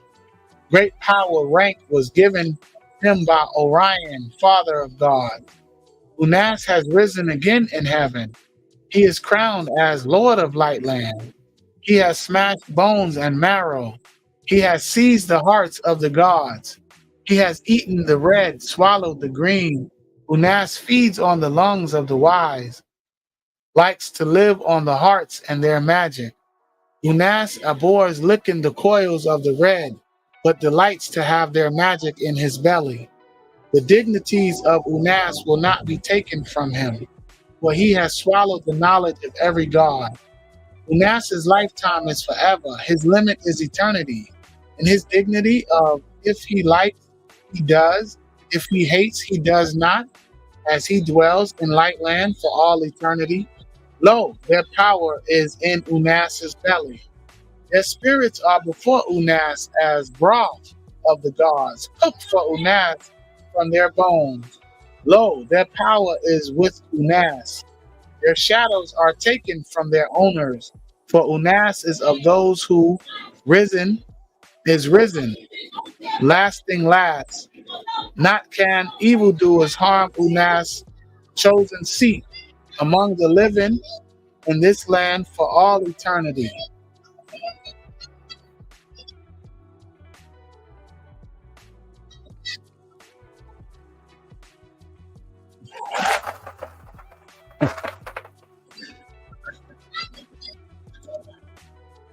This is another King's List. This is again in the British Museum. And with that, I am complete. Tim.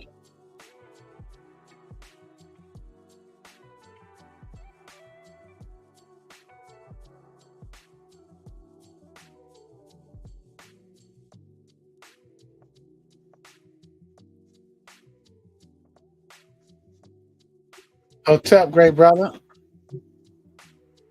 Peace, Hotep. Peace, brother. Am I done? Yeah, let me see. Go ahead, brother. I'm listening. I was going to say, I don't know if Ani is there, but that was really powerful, great brother. When we come on screen, maybe I can. Okay, here we go. Y'all see me? No, which camera? Oh, there I go. Yeah, there you go. This was part 2. The first one, like Ani was talking about, was on October 15th, 2023. And that was part 1. And on that, I encourage everyone to go look at that one because he did a wonderful breakdown and introduction to my reading. So he likes to give a lot of insight, a lot of context. Yes. Well, I can start. Inu Hotep, great brother. Tua for that. That was extremely powerful. So Tua for your selection, Tua for your presentation. That is a lot to process. I would love to do a deep dive on this. This is the kind of thing I envision during the pathways, doing a deep dive with Saba and Ani, breaking this down, because I feel like there's a lot in that I would like to know more about. Someone who is at the level of Saba and Ani, giving us more deeper knowledge of so much, right? Of the Medu Neter, some of the meanings, breaking down what's correcting budge, someone who is more seasoned to kind of give us more insight, because this is next level, right? This is high level advanced information. So to be able to have our great master teachers and scribes get deeper into this would make my heart sing. I really love this information. This is what I'm here for, right? One thing that I love about the Neteru and Saba and Ani is that I really have a strong affinity and allegiance and alignment for those that do not trade their freedom for protection, who do not trade their freedom for money, do not trade freedom for fame. And so this is the path that I want to be on. This is the information and energy I want to be in tune with. The vibration, the frequency, the consistency, the discipline. These kinds of teachings is why I'm a part of this very sacred community of the House of Aten. So I really love, there was one part of the reading that really stood out to me and kind of set the tone. I'll read a little bit of it and then share some of my notes that things that stood out to me. But of course, there's way more than what I'll share. But I really love, I don't know what page this is on, but I'm going to just reiterate on From I read from two books. I read from both books. I read from Budge's book. Yeah. And then I read, let me show, just so you could see. You're talking about, it's from Budge's book, from the Legend of the Gods, right? Yeah, but I'm going to show you. I read from both of these. Let me show you. So the first one, I'm right there with you, bro. I just want to learn. So the first one I read was from this book. I read Budge's commentary, and then I read from this one. And then the second one I read was from this one right here, Miriam Litchum's Volume 1. And that was this one right here. Okay. And this was first class. Go ahead, brother. I'll just read the part that obviously is very obvious. Unes is on a whole nother level. Like, he is extremely treacherous, right? And very powerful on a whole nother level, right? So here, I'll start with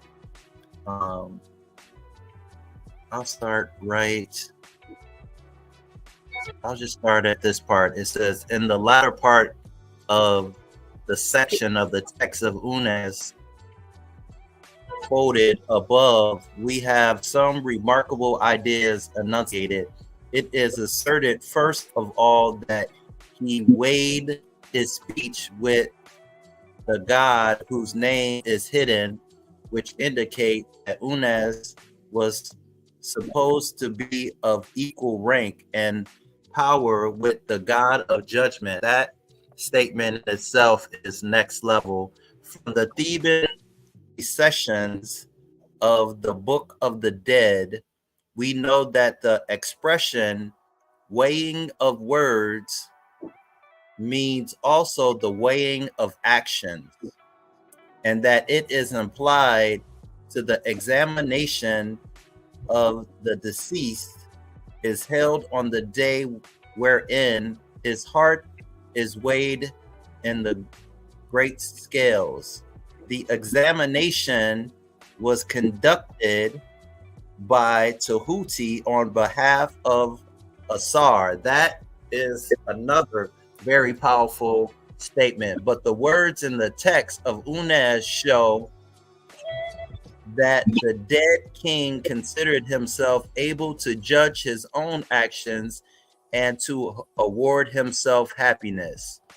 So, you know, that is just This is just extremely powerful. Who am I talk to about this kind of stuff? You all and Saba and Ani. Like this is why I am on this path. So this is so powerful, great brother. I really liked also the parts where it talked about Unas of Teti. So I'm really interested in more information about that. Unas was taking people's wives. He was a successful tribal king. Like, Unas, what you on, bro? What's going on with you? I think Unas I think he was a visitor. And when I say visitor, I think you all know what I mean. And I really love too, Atef, how a lot of your readings reiterate that AKHU is words of magical power. And what I would really love, I think this is definitely probably one-on-one with you, great brothers, with Ani and with Saba, giving us more specifics of what exactly words of power are they talking about. So I love how you mentioned the double Ka God, and yeah, there's so much in there. I could go on and on for hours about things that I would love to learn more of. But I love the selection, great brother. Tua to you for bringing that heat, bringing that power to the house of Aten, because this is what we should be diving into. This is the priestly, this is the priesthood, this is the high level part EE kinds of teachings and learnings that I want in my life and in my future. This is what I would devote so much time of learning more and more about these kind of things. So Hindu and Hotep to you, great brother, for all the energy that you bring to the house of Aten. Thank you for the Netzeru Acts lesson that you just gave us. Meaning, great brother. I'm right there with you, brother, because I don't understand most of what I read. But the beautiful thing about it, what I find very beautiful, is that it's the oldest spiritual writing. You know, so this is how they used to speak. And the one thing I'm gonna say is that there's no way that the English language can actually, and this is my opinion, give it actual justice. Not as I learn what the symbols mean, what the language actually means, like Tim, meaning completion, and I begin to get the deeper understanding of the actual language in which it was written in, versus saying it in English, and trying to understand it in English. Even with what I was reading with Budge, a lot of what he was saying was contradictory. He would say something and then he would contradict himself. So that's proof that he didn't understand a lot of what he was reading. So that's why I think it's important to read it. So it does, reading reading what Bud says, it does give some insight into some of it, right? For me. But then some of it, which is probably most of it, I still don't understand. And like I said, when I sit down to read, my heart will just guide me to read something. I've already tried to just go and flip and try to pick a story. It doesn't really work for me like that. So all of this that I'm reading, I'm learning as I read. I'm learning with you guys and trying to understand it. I'm not reading this like I got it under control and I know exactly what I'm reading. No, I'm reading this because I was guided to read it for whatever reason. And then I try to gather some information on exactly what I'm reading. But the goal is actually to read the MEDU Netzer. That's the real, to echo the tones of the Natiru, right? So as I'm reading, most of the stuff that I'm reading, I'm unfamiliar with. Like I say, and I'm honored to say that. I'm honored to say that I'm a baby. I'm honored to say that I'm unfamiliar with most of the stories, right? But then I'm ashamed to say that I know who killed James St. Patrick. You know what I'm saying? But I'm not familiar with the oldest spiritual writing on the planet. You know, that says something in itself. But as I strive to get better and be better, you know, I'm inspired to read certain stories, and I was inspired to read that. And when I was reading it, I'm like, I don't understand a good majority of it. So, you know, I'm happy to be where I'm at and to learn, and to grow with you all. So, you know, again, I definitely look forward to a nice Saba breakdown as well, some insight into that. Even with the last one, remember when I read the first one, Ani did like a mini class. You remember, Minku? If you go back and look at the last one, Yes. did a mini class on it, you know, Yeah, which was he always beautiful. does a breakdown after we do our presentation. I went and I was looking at it because when I was trying to read it, I don't know, I was like driven to read it, but I was like, I already read that. But I didn't know that it was so many that it, you know, but that's why I had to go take the tour myself to look at it. Man, I didn't read. I read, it seemed like I was reading forever, but I probably read a little piece of the antechamber, what's in there. You know what I mean? It's like it's so much writing, it's all over. So yeah, you know, I don't even sit up here and pretend that I understand everything that I read, but for whatever reason, I'm trying to do my best to echo the tones of the Natiru. So you set the tone with your readings, and I love that because you bring us information that we are not familiar with, and that's how we're gonna learn. It's high level stuff, and we get to see how different Egyptologists who are people who are not followers of Ma'at, how they share the information, which would be different than how we would share the information because we're a part of the spirituality and the culture. So I love what you share. And so the deeper dive that Ani gives us and how Saba would break this down, we know would be very different. So this is very, very key, very important, very impactful information that you share with us. So I love all what you bring to us because, like you said, we need this information needs to be recaptured. And in my next presentation I'm going to share something that I have realized since I have come into this energy. And so, to you, great brother, this is next level, high level stuff. This is the highest of levels that you're sharing with us. And for us to go through the technology to be able to go actually be in the temples, these very sacred temples, and to see the writings on the walls, very powerful. I love that you did that. I want to be there, like in the flesh, in person. I want to see. I know we all want to go there. So you really take us there with the readings and with images that you shared today. So Hinu, hooked up to you, great brother. I love everything that you brought to the table today, to the hotel today. To a great brother, Nini up. Like I said, I'm just trying to learn. And yeah, I'm just, you know, when I was asked the question, what would I do in 24 hours? If I had 24 hours to live, I turn out all of that's smacked him off the pedestal. I even look for my dad that I never knew.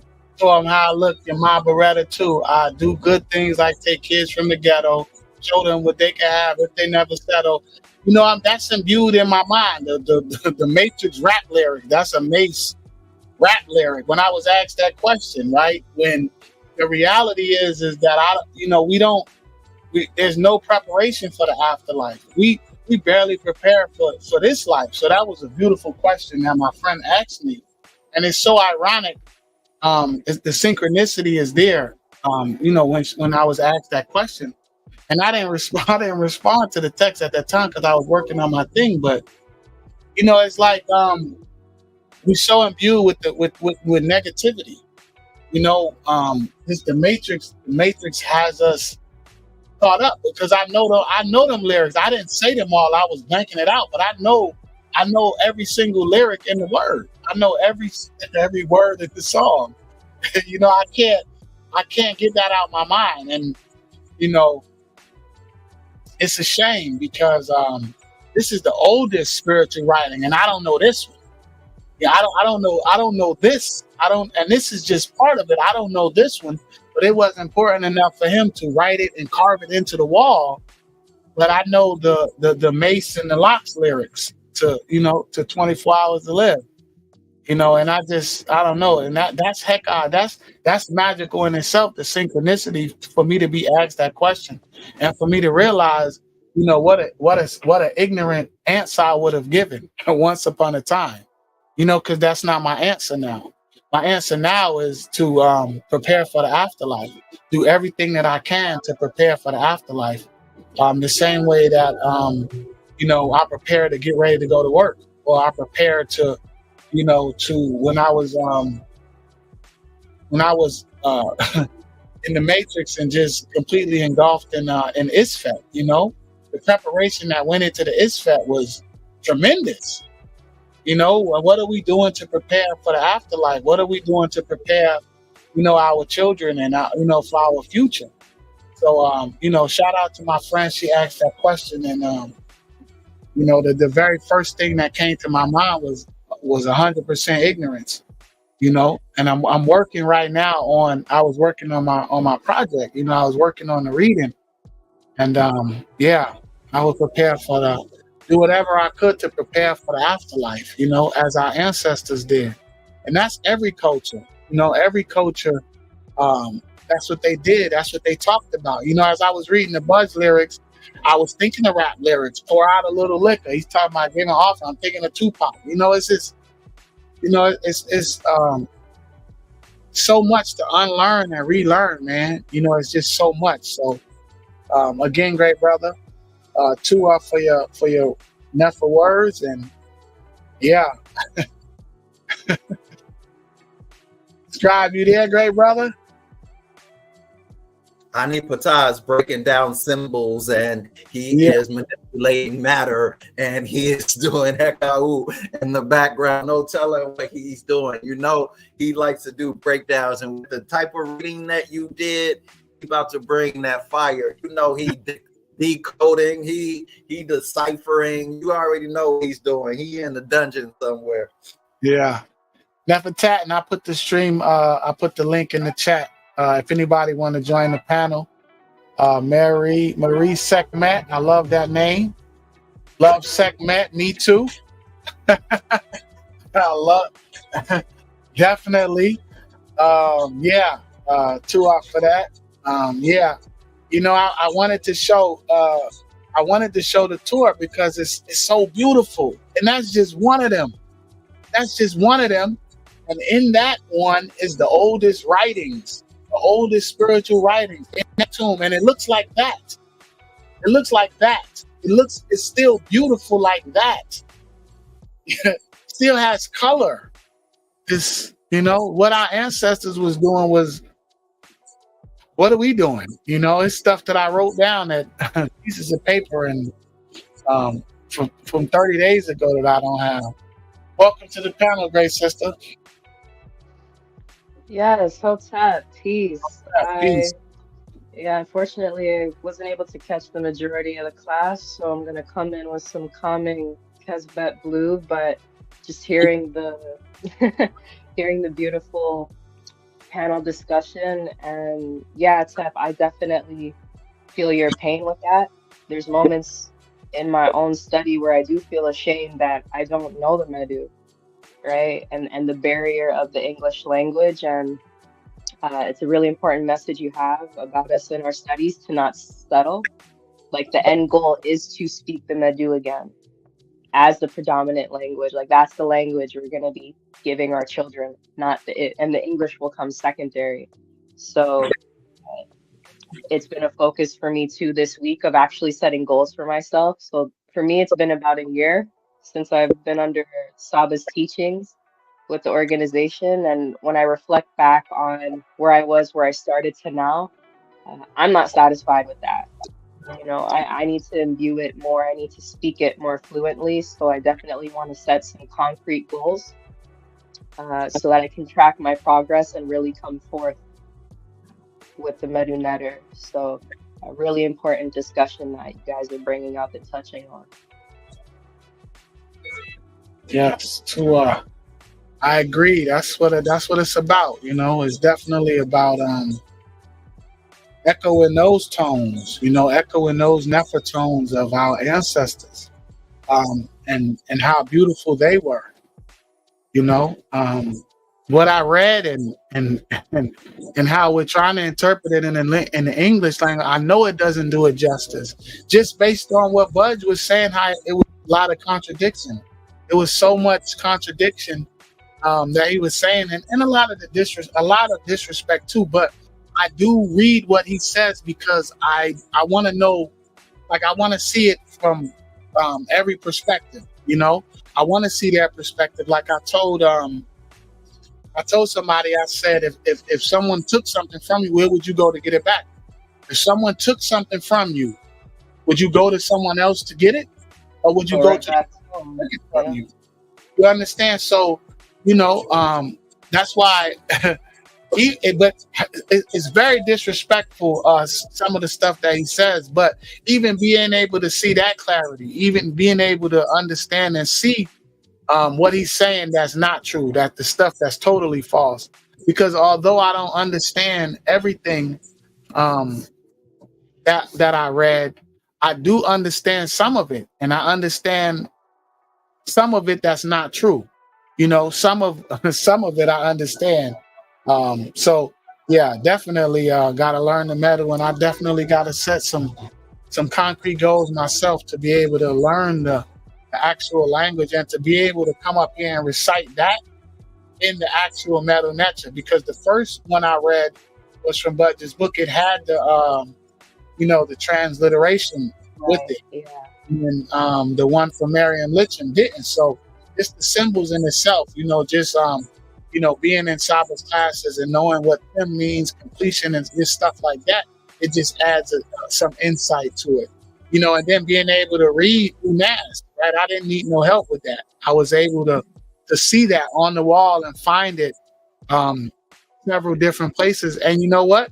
And to play the game. I pulled the game up from the British Museum, and it says age 7 and up. Man, I'm not ashamed. Listen. I'm going through it. Hey, look, you have more in the water where you.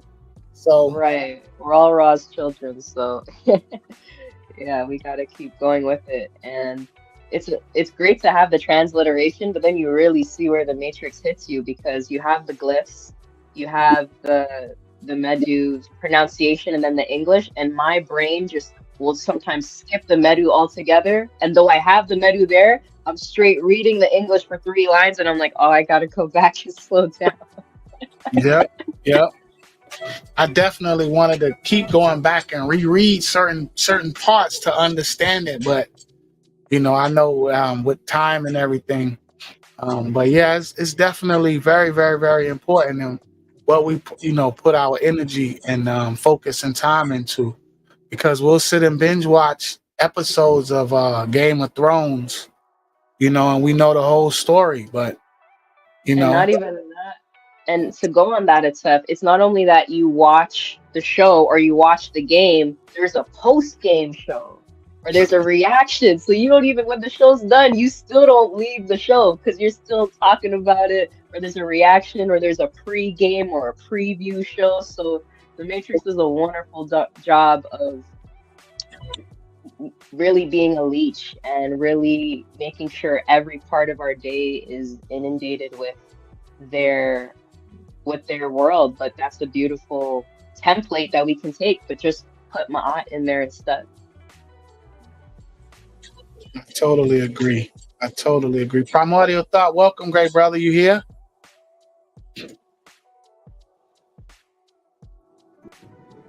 Yeah, I'm here, brother. Can you hear me? Yeah, we can hear you, great brother. Yeah, peace. Yo, appreciate you, great brother. Definitely was listening to the read. I love the fact that you touch on readings that I haven't read yet, and Can you hear being Brother able to. Primordial? I can't. Can y'all hear me? I can hear him. Okay, I'll come out then and come back. Okay. Yeah, I appreciate you, great brother. Especially like I said, listening to readings that I have not come across yet, and to be able to revisit those readings, and because I'm a little different. I'm the type that I can hear somebody read something, but sometimes when I read, I kind of stop. I'll go back and I'll read the paragraph again if I'm not too sure about something. If I want to really grasp and understand it, it's hard.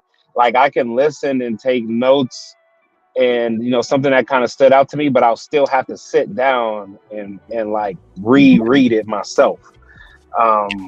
But to you, great brother, for definitely shining the light on this reading, and I'll definitely spend some more time with it and go over it. So Hindu to you, great brother, and yes, you are right.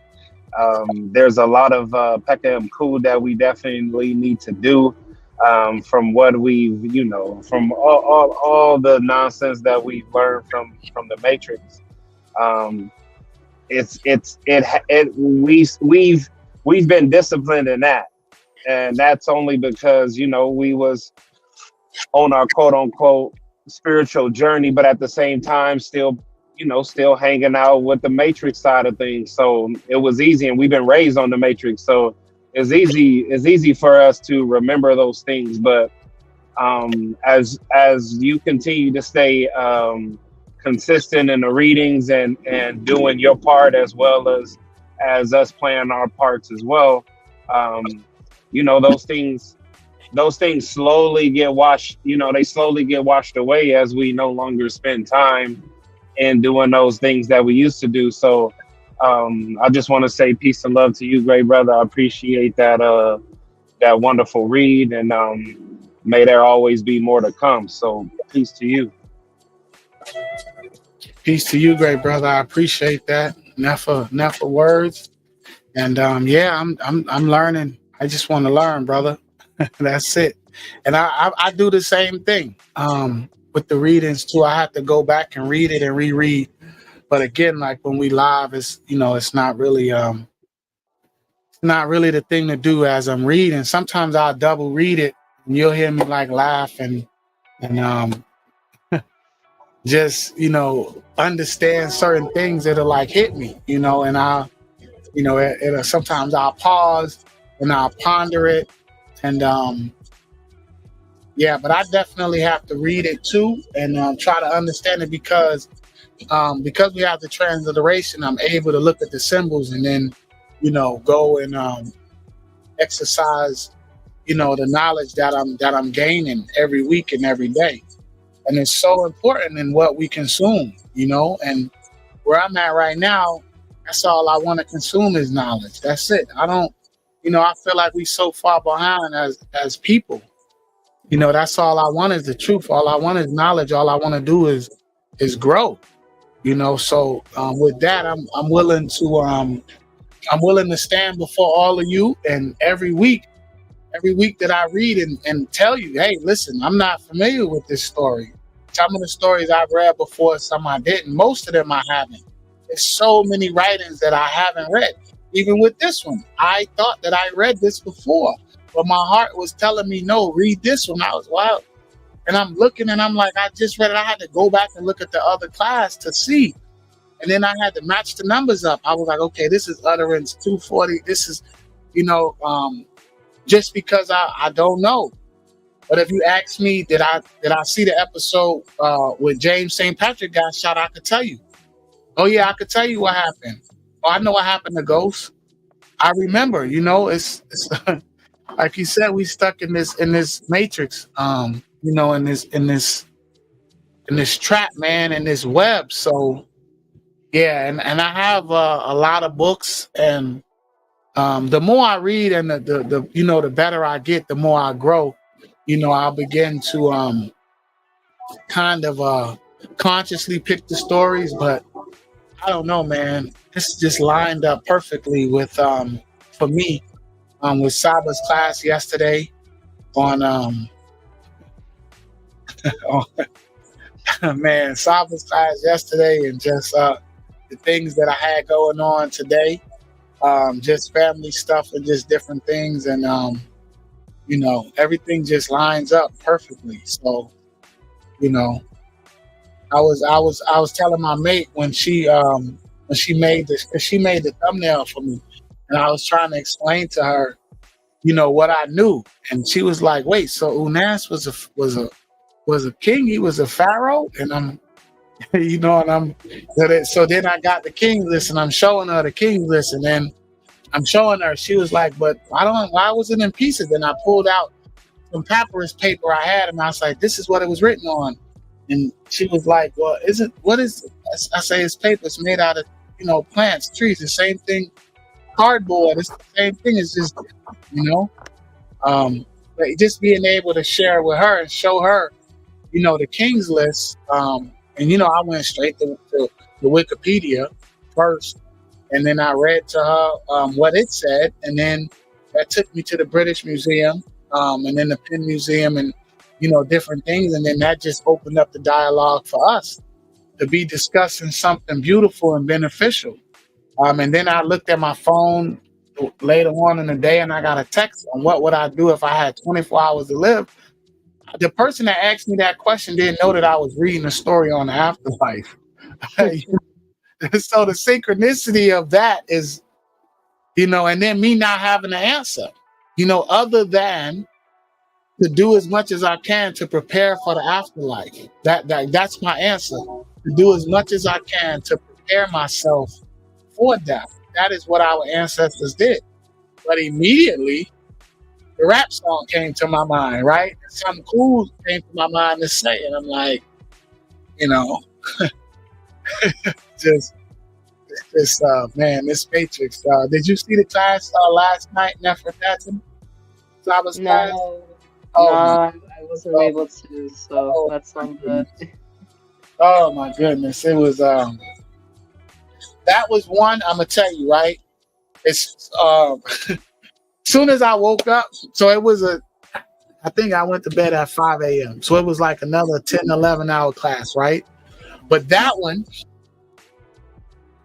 as soon as I woke up, I went and I downloaded it, because in my mind, I'm like, oh, they're gonna take it. yeah, That's like, not gonna be there long. I get it. listen, I was like, that's one of them ones. So I went and snatched that one quick, because that was on the butterfly effect and George Floyd. So I was like, oh man, like, you know, and that breakdown. And then I was showing that to my mate. We was watching that today. I was showing her that. You know, we were checking that out today. You know, and it was causing some emotions and some good dialogue though. It was definitely healthy. You know, she's been in a lot of the Monday classes, especially the very the end ones, the very powerful ones. You know, and she's a supporter as well. She supports me. Like I said, she made the thumbnail, and she put the writing on the presentation what I was showing.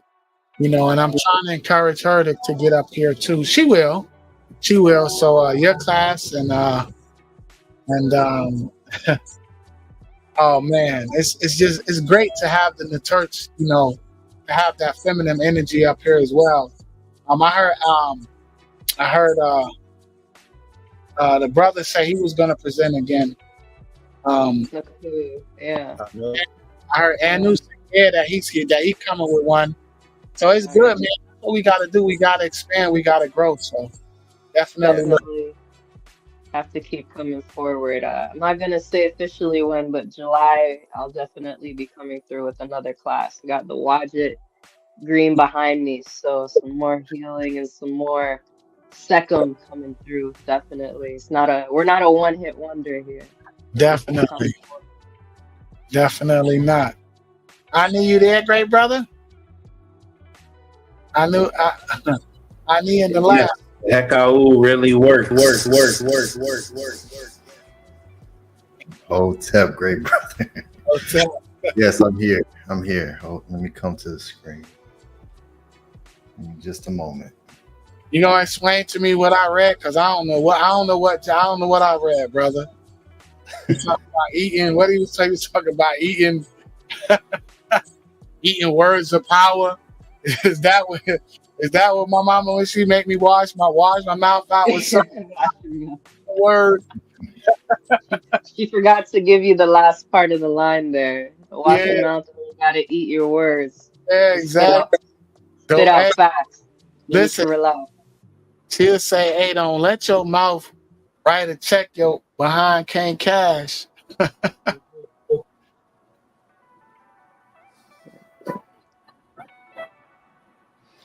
Yes, that's give me just a moment. Let me come on screen. Give me about 2 minutes and I'll be ready to come on screen. Go ahead, great brother. But yeah. So I don't know what I'm gonna be reading again. I be trying to put it together early. I'm like, okay, I'm gonna pick the Don't next even bother. because I read something every night. I go and I read something every night. Just because I have all the books, and I ain't gonna say all the books, but I have a lot of the books. And then Ani just sent me.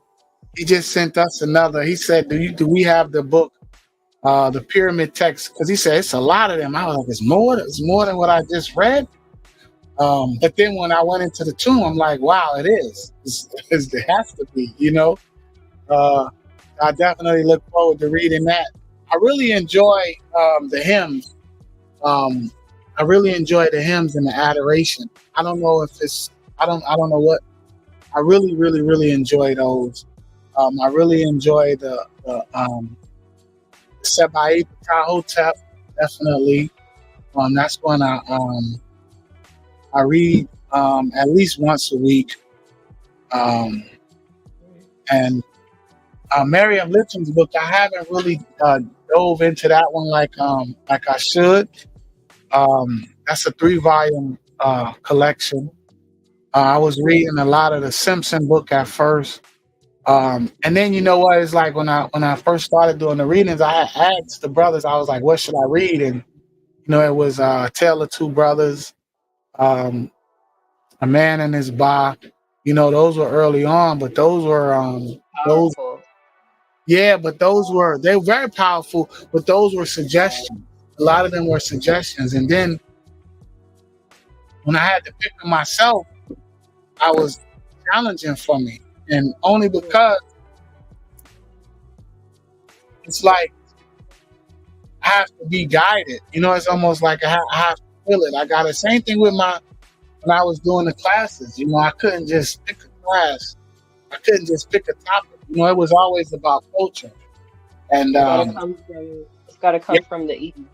definitely, it definitely come from the Eve.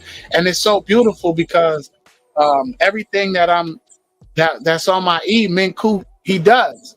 So the Zep Tepi, the time before the time, but I didn't have enough knowledge on that, but that was one of the things.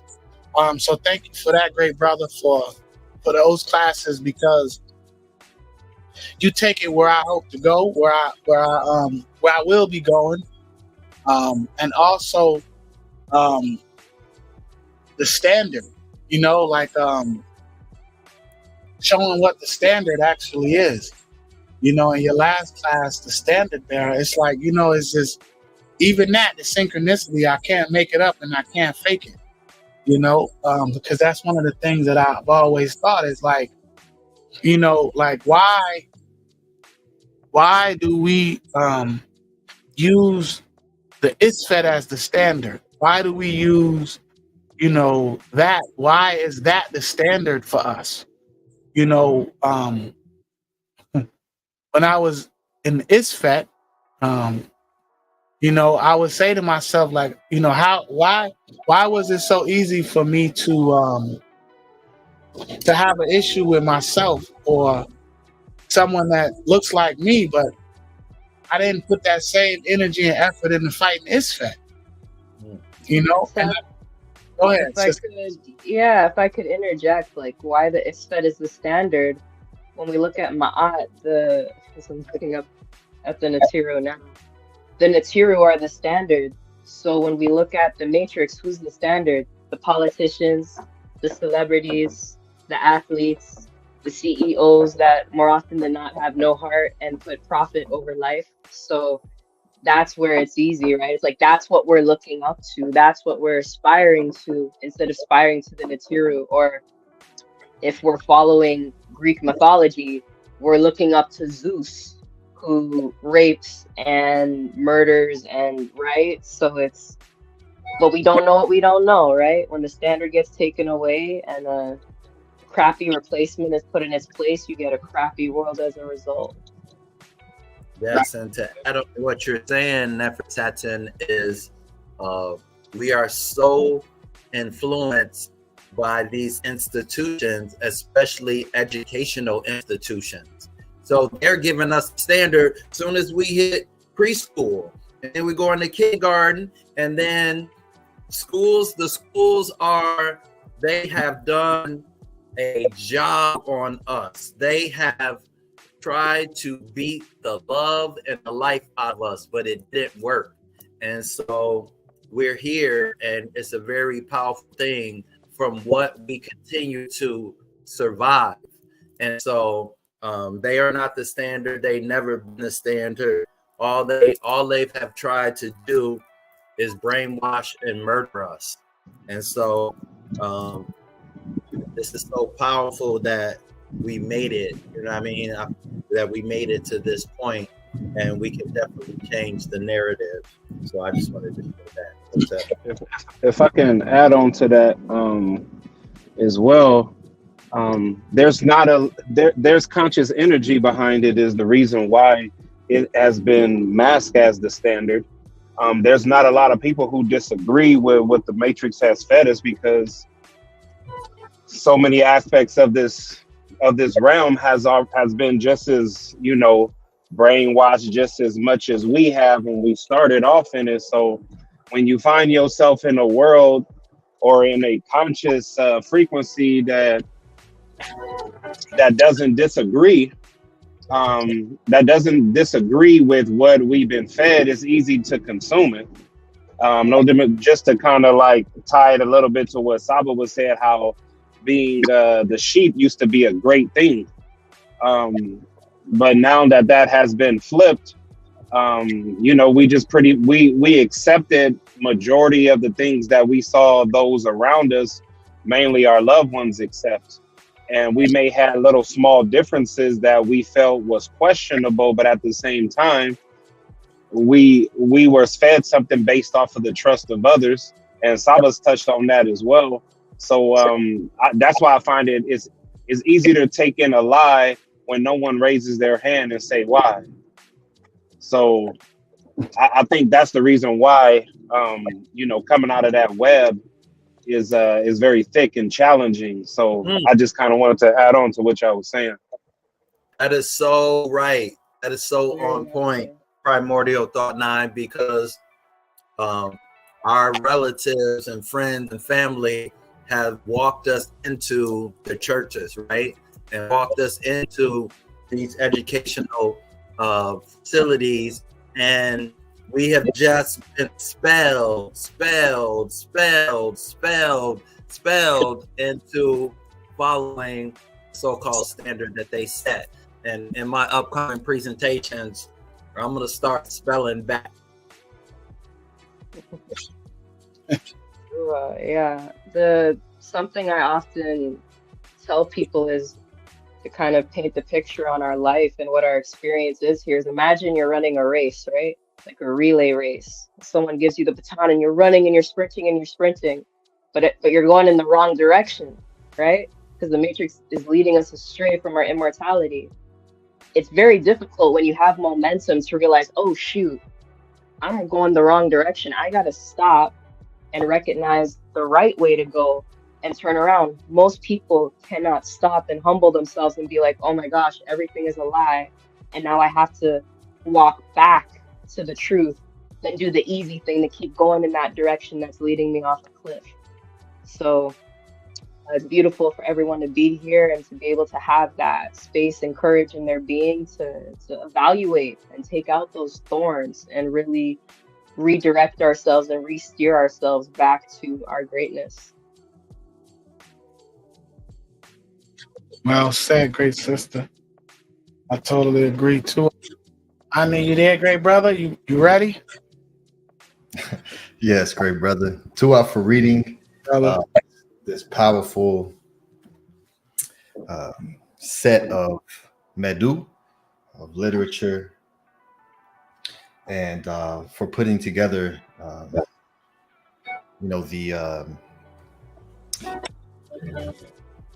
the presentation prior to your reading, and showing the Mer of Unas, showing the Medu Netter of that, the Nefer Asut, which is the beautiful place, or the Nefer Aset, the beautiful place, which is the real name for the Unas's pyramid, the Nefer Asut, Unas. So 2 off for showing that, and taking us through that journey of the technology and showing people a way to be able to study without even having to necessarily pick up a book. And you showed a very an interactive way to begin to learn, start to learn some of the MEDU, which is extremely important. It's extremely important. So that was phenomenal. I love how you did that, and just giving people resources to study with, because it is absolutely, with the technology that we have today and that is being put out, we definitely should utilize what's available, because it speeds up our intake of information, and there are people who are using it and who are surpassing and growing and evolving, and who don't actually live Ma'at.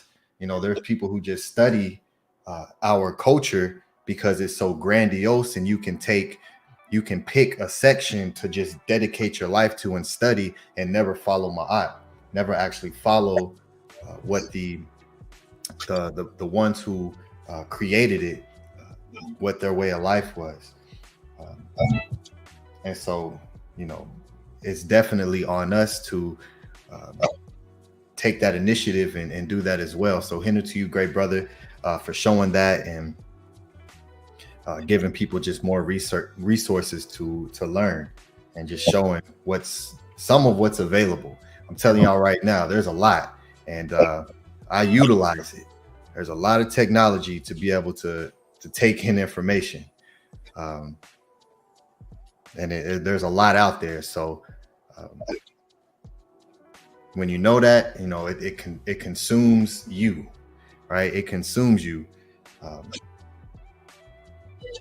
and so you are then able to do more consumption yourself, consume the information and the knowledge and the technology. So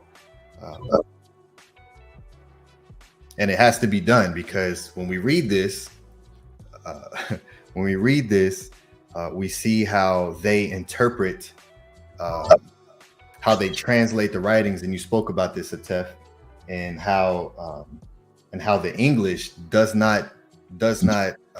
is not able to properly give context and a true translation to what's really being said, because they'll show a word, and they'll show a word, a glyph, right? And then they'll have the English word, and it'll just be one thing, right? It'll just be one translated word, when it's an image, when we all know that an image tells like they say, an image makes up 1,000 words. So how can you take an image and then say, this is one word, it means I, that's just one small part of what this is attempting to tell. So when they start to translate these sentences, they do it from a very simplistic mindset in bringing forth the translations, and so we see that in these writings. So this was fire. Great job, great brother, and putting together what you did and showing that. I love that you went back to this, and because this is you could do 1,700 classes on the pyramid text, and before we even get to Teti, right? Because there's multiple MEDU, and there's Hemet, who also have text, MEDU text, and a lot of it is displayed throughout the same ones, but there's still uniqueness in each one, just like the Perm Harus, right? There's a certain amount of chapters, but sometimes there'll be an extended version of a chapter that's not in another Perm Haru. So it's a beautiful thing. And whenever you're showing, when you decided to read that, and I saw what you was reading, I'm in scribal mode. So I just start to go in and start to research things and put together some things, because Nefertatan actually brought forth a request in the Discord. What was that request, Nefertatan? It was the cannibal hymn. I think that was the one I suggested. Yeah, it's like a early sample like that. Yeah, so she asked about what they call the cannibal hymn, right? And that's what you read, Atef Rem Kema'at. So I took the opportunity to just within this time of you concluding your class, just to put together some things, if I may show, and go deeper into that, because they don't understand what's taking place. So here is her request that she put in Discord, and so she requested this for the Ma'at Fundamental Friday class, but when in Fundamental Friday classes, we're going over the Seba'it, which Seba'it are instructions that the scribes wrote for you traversing on the planet, your daily walk, your daily guidance. So that's what we're going through. And so she asked this, and the great brother started reading it. So I said, okay, this is the perfect opportunity to bring this forward and just show, when you have the resources, when you have the sources, and you take the time to practice how to research, you're able to find things really fast. Okay, and so here is the section that he was reading.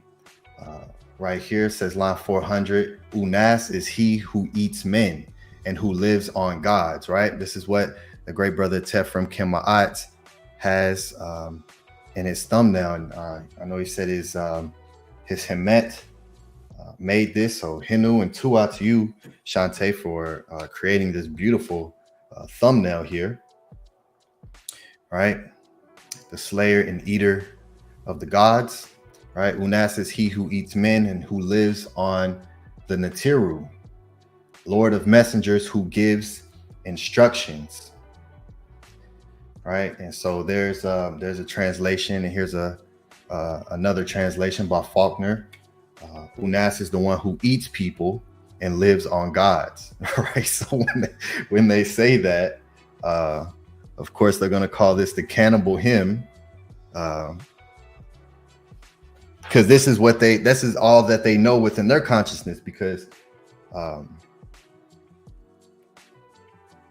this is what a lot of people started to do, and they definitely did this to the Par-EEs, where they would take and some people be like, hey, why can't they find the bodies of some of the Par-EEs? And that's an argument that a lot of biblical people will make, which is completely erroneous, because no, we don't have access to every single body, but we have access to hundreds and hundreds of them. While there's not one physical body of any prophet of the Bible, there's not one. So anytime these people attempt to use that as a reason of whether someone existed, is null and void when it comes to the biblical narrative, because there's not one thing, not one writing, not one anything. So it's not even comparable. But they would eat the actual bodies of the Par-EEs, and this is documented. So when you see something like this, this is how they translate it, right? So Unas is the one who eats people and lives on the Netiru, one who has fetchers and sends off dispatches, right? Unas is the one who eats their magic, the AKHU, which also is the word for words of power, right? The AKHU, one who eats their AKHU and swallows their ox or AKHU. For their adults are for his morning meal, the middle-sized ones for his evening meal, their little ones for his nighttime snack, their old men and women fuel for his ovens. So here we are. And so anytime I have an English translation, first thing I do is look for the MEDU. Very first thing I do is look for the MEDU. So here it is on the actual wall here, which is right here.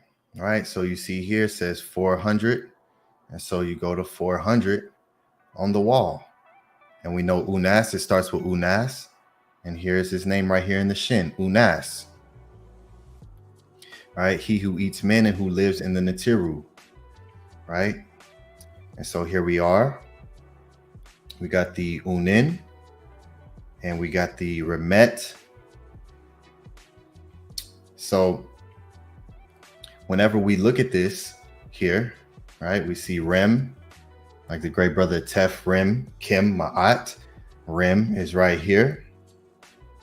So when it's saying he eats men, that word for men right there is Rem. so Atef Rem Kim Ma'at, here you are. And Ankh M Netiru, who lives within the Netiru. Right? Okay, so here we have the MEDU when we're looking at this sentence, and he who eats men, who lives on the Netiru or live in, because this is M right here, M-E, to be within something, which M is the owl, which is also the Ma'at standard that you can go into, and you'll also see the serpent going into the Ma'at standard and coming out of. So you're within that, within the Netiru here.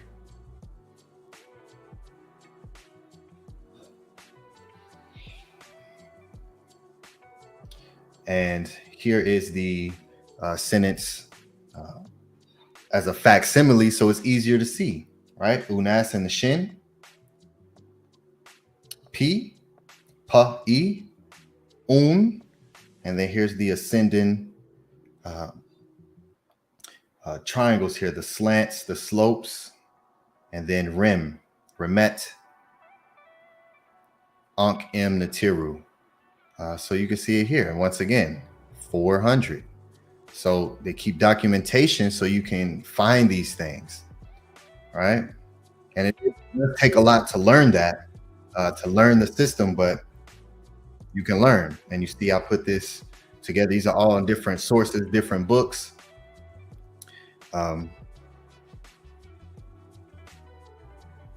So this is great because when it comes to the pyramid text, there is no transliteration, MEDU transliteration and English translation, like how we see in Budge's writings when he writes. You don't really see that for the pyramid text. So you have to do it yourself if you want to see it like that. So here's the word that they're using for eat. So here's the word eat, the remet, to consume the remet, to live within the Natiru here. All right. Pyramid text 273. And so I also like to look at the transliteration. So there's the MEDU and here's the transliteration. So when you want to look these words up in the dictionary, you have the words on how to find them, right? So transliterated would be WNM, unmu. And so here we have that word, NP, unmu, remet, ankh, natiru. Right, so exactly what this is here. So even with this a lot of times in the MEDU, there may not always be it's spelled out fully. Right, so you just see the here in the two slopes here, and you see Rem with the th here, and sometimes you won't even see the M. It'll just be the Ra mouth and the hobble here, ret, but you'll also see it remet here. So here's the words. Here's the MEDU Netter sentence that they're translating when they say Unas eats people and lives within the Natiru. So here's the actual words, right? In, which in is just a representation of you. You replace your name with where in is. P, mu, remet, ankh, natiru. Right? And so now we can look at these words and see the MEDU so we can begin to properly translate it and just take away just the word eats, right? Or people, right? Because these are words that are images. Right? And so here's the word, So you take it straight from the transliteration and take it into the dictionary to then begin to find the words, right? And see the different variations. And so here is ME, which is this cross symbol, which means to be who is in, to be within something. So and ME a lot of times are interchangeable. And you see it here because it uses the same glyph. So you'll see the symbol, which is more like this right here. It's like a flower, like the four petal flower. But you'll also see it kind of like this cross here.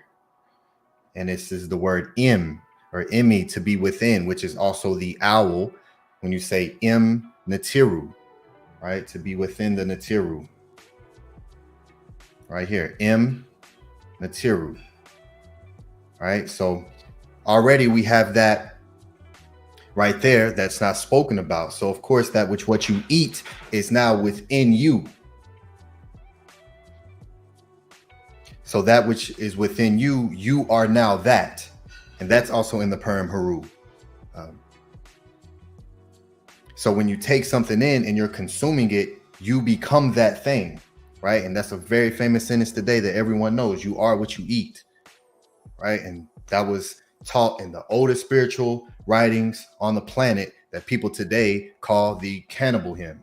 It's not, this is, first of all, we got to understand it. Unas at this point in time is already traversing in the Netter Kurt. This is not physically what people call physical eating something. So we can already disregard that. because he's in the Neter Kurt. So when he's eating and he's consuming something, it is to place it within him, right? Unemu, which is also cattle, to feed the cattle. Unim, and then here you see with the little 4-petal flower, the symbol that also representative of cell generation. And I went through this and showed this in my Flower of Life class, and showed how this this process that we used to tell the story of creation from a single point. All right, and this is the 4th point, which then also becomes representative of the 4, what's known as the 4 children of Heru, or the protectors of certain organs. And unim, so it is to eat, right? Unemu, food or sustenance, that which sustains you. All right, sustenance. Nature, character, all from the root word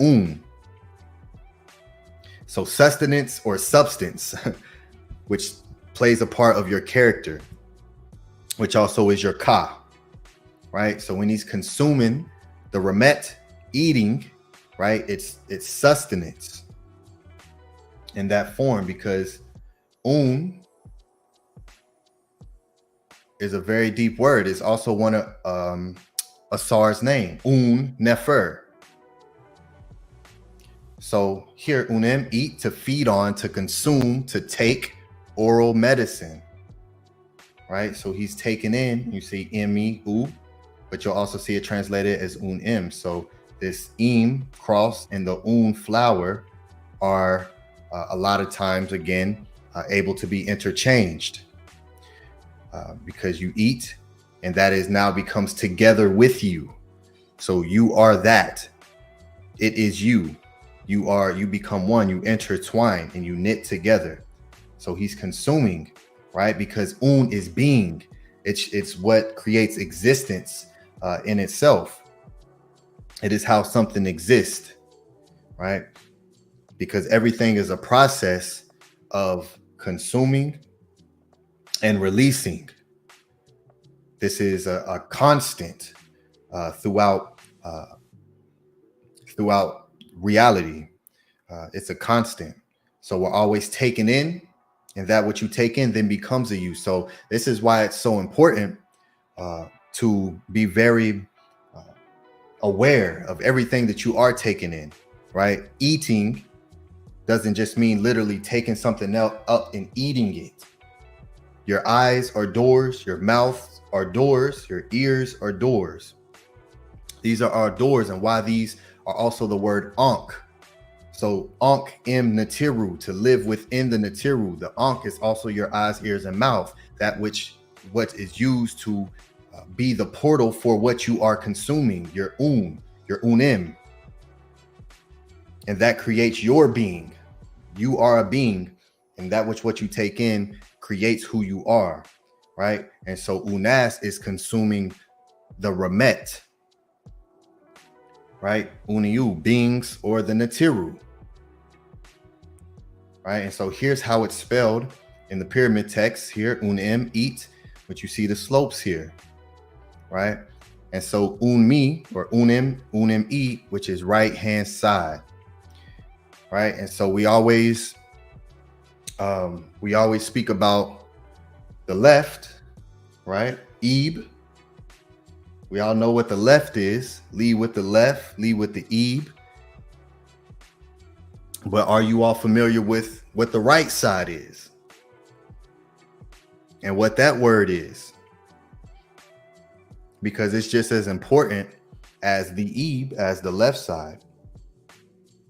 So now we have the word unim, to eat, is also the word for the right hand side. And what's another word for the right side? Right? What's another word for the right side? When and you'll see this in the translations, well, they'll say the Westerners, right? Because now the directional points are reversed, where east today is right and west is left, right? Today, But in ancient times, it was actually reversed because everything today is backwards. Give us our words back. It's all reversed. So in ancient times, Ebe, which is east, was left. Unim is right-hand side, which is west, right? So Unmi is the right-hand side, right side, the west side, which is Amentet, the hidden place, right?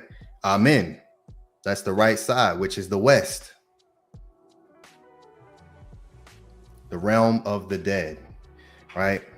So all tying right back into what you are eating in that state, right? What you are consuming, because another word for food is KAHU, because it's an energy.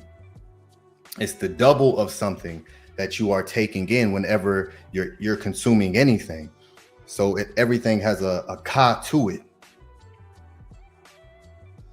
So whenever you're consuming, just even what today everyone knows is food, but we know food isn't just an apple. Food is what you're watching. Food is what you're listening to. Food is what you are observing. That is your food. That is what's feeding you. It has a ka, and it's called ka. And so when you unim, when you consume that, it now is tied in energetically to Amentet, right? The realm of the ones who have transitioned from this quote unquote physical realm here. And what is Unas consuming, right? From the right side of him, right? Because we have a right side, a left side. We always speak about that. The Aptet and the Amentet, right? Right and left eye of Ra, the sun and the moon. The Remet, man, men, mankind, Egyptians, people, right? And so why are they called the Remet, right? The Remetiu. Why is that the word, right? So people will say Egyptians and even Kemetians, Kemetiu, and a lot of people focus on that word for the name of the people along the Hapi, known as the Nile Valley. But in a majority of the text, you'll see Remet. You'll see this as the name of the what people know today as the Kemetians or the Egyptians. And so this is what the great Saba gave the great brother Atef this sound vibrational tone, and why it's so powerful and so deep, right? Because Remet is tears. So why would mankind, men, the Kemetians, the Egyptians, also be the same word for tears, right? Because always keeping consciousness that Unas is unim, right? Consuming, being, existing. The Remet, right? The tears of Ra, because this is what the Kemetians were. And this is what's written in the stories, right? We are the tears, right? Because that which what you come from, you are, and with what you take in, you are. It's always a double existence. So it's a beautiful teaching of taking in, and that's renewal, right? It's to regenerate, to become new again. It's a recycling. Life is literally a recycle. This planet is so beautiful because everything has its purpose. Everything is recycled when there aren't beings who are doing specific things to overtake that, but in its natural way of life, everything just recycles itself. It's called the way of life. It's the cycle of life. It's the circle. And this was a beautiful teaching that we brought forth, and that is written here in the pyramid text of the consumption of the Remetiu, because the Remetiu are the tears, and the tears are what come from Ra. And as you go back into the state of Amen, right, which is also another form of Ra, to go back through that process to be birthed again as Keper, which again is Ra. So it's a beautiful cycle and circle that Unas is speaking about here. And so just to close out with the actual writings, spell 1130 here in the coffin text, right? I made the 4 winds, right? Which takes you right back to that symbol, the 4, east, west, north, and south, right? The 4 directional points, or the 4 winds that everyone might breathe in his time. Such was my deed in the matter. I made a great flood so that the poor as well as the great might be strong. Such was my deed in the matter. I made every man equal to his fellow, and I forbade them to do wrong, but their hearts disobeyed what I had said. Such was my deed in the matter. I made their hearts not to forget the west, the Amentet or the Unemu, in order to make the Natiru's offerings to the Natiru of the gnomes. Such was my deed in the matter. I created the Natiru from my sweat, and mankind, the Remet, from the rim of my Ma'at. I created mankind from the tears of my eye. I will shine anew daily in their booth for the Lord of all. I made night for him who is languid. I will navigate aright in my bark, for I am the Lord of the waters when crossing the sky. I am not rejected because of any member of mine. Right? Who is in my company with Heka? Felling yonder ill-disposed one for me. I see the horizon. I sit before it. I judge between the wretched and the wealthy. So here is a beautiful attestation of Rem and why the Remetiu are called the Remet, because it's literally from the stories of mankind coming from the tears of the eye of Ra. Right? And so this is what's being consumed, right? Because you come from that. You're just putting yourself back in that state, right? It's a beautiful renewal process, right? So here in the Book of the Dead, the Per Im Haru, chapter 15, Papyrus Ani, page 131. I have come before thee. May I be filled with thee to see thy disk, thy Aten, every day. May I not be shut in. May I not be turned back. May be renewed my members. So taking the members, and now you're being renewed again. Ma'i'u, my members, by the sight of thy beauties, like thy favored ones all, because I am one of those who worshiped thee upon earth. May I arrive at the land of eternity. May I be united to the land of everlastingness. Thou behold, asked order for me. So here is the renewal of the actual members, Ha'u. And you see the little classifier here to represent flesh. So it's a renewal of the members. Hunger is Unas's abomination. Hunger is Unas's abomination. He does not eat it. Oh, is this talking about actually eating hunger? How do you eat hunger? Right? So this just goes to show that what I'm saying is what it is. Because when we dig into the MEDU and we start to research the MEDU and learn what the Remetu were saying when they were writing, because there's many words for eat.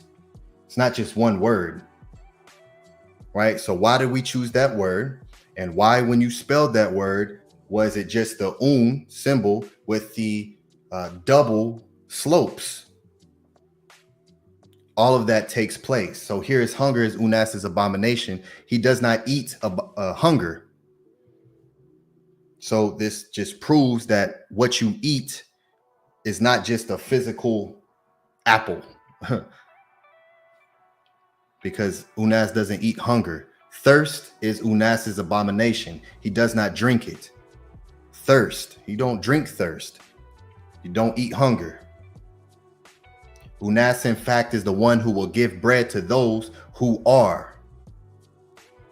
The milk, Neteret, is his attendant. She is the one who will make possible for him to live. She is, in fact, the one who bore Unas. Unas is the one who eats their AKHU and swallows their ox, right? And so this is just a quick,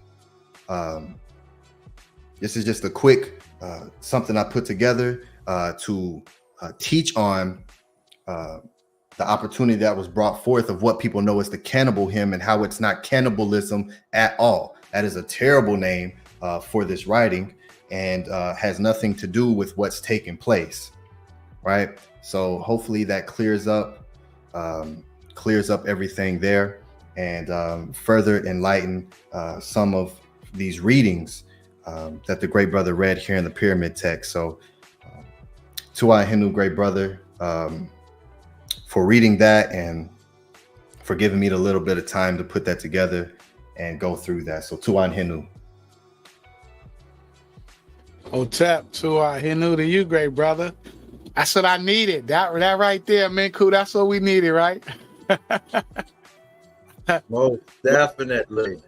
Tuan, great brother. We definitely needed that. And Tuan for that name breakdown too, great brother. Yes. Nefertret. You know what? See, that's the synchronicity too, right, Nefertatin? Because I didn't know you put that in the Discord. I didn't see that. I did not see that in the Discord. So it's a beautiful synchronicity that's going on. So two off for that, and two off for that breakdown, real quick, Ani. Yes, Nini Cadre, brother, did that for you. So yeah, it's very Nefer, and again, it just shows the beauty of not only coming forward, but also coming forward to ask and request, and life and Ma'at will answer. So yeah, it's really great to have. Just that alone gives me a lot to study and refine with. So dua. And that's why it's important to learn the MEDU. That's what I said when I read it. I said, yo, it is very important to learn the MEDU because the English does not do it justice at all. I know that for a fact. But you got to start somewhere. So this is where we at. Don't be afraid to put the water in the boat where you at. And don't be afraid to say you don't know. Don't be afraid. You know, it's power in that. It's power in that saying that you don't know so that you can know. So I didn't know, and the great brother came and gave he said he just put that together real quick.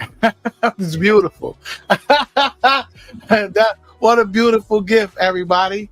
You know, like that's listen, thank you for making the class even better, great brother. Thank you for improving and adding on to the reading. Hinu to you, great brother. And Hinu to everyone on the panel and everyone in the chat. You know, this is what we're here for. We're here to learn. This is what it's called. It's called Study Guide Sundays. This is how it started. And you know, don't be afraid to say you don't know, because when the student is ready, the teacher will appear. So again, Hinu to you, and thank you for that, great brother. Yo, let's go. I definitely knew. I felt something was up. I had to change the color. I had to bring the Wajit green. Yeah, we're about to get a renewal with the teaching. So powerful hecka. Yes, Hinu and Tua. Hotep, great brother, Minku Ara. Hotep. What you think of that? Oh my goodness. This is what I'm here for. Hindu Hotep, supreme adoration for that clarity. Clarity is what we need, and the language is our inheritance. And so I like how you touched on a picture is worth 1,000 words. And I love how you really appreciate and take on the responsibility of being a scribe and understanding the linguistics of everything that's happening. And so for us to be the spellers and to break the spells, this is the kind of teachings that we need so we can be in formation. So we can be what our ancestors planned for us to be the tears of Ra. So Hinu Hotep for your position, taking it seriously, and being a master of the craft. And so I want to learn how to spell. This is what I'm here for. So Hinu Hotep, and I'm tired of the backwardness. You know what I mean? Give us our words back. Yo, you said that impacted me. So it is an honor to be a student. I don't want to be a leader. I want to be the greatest follower of Ma'at. And within the house of Aten, I can be that. That is achievable. That's why I'm here.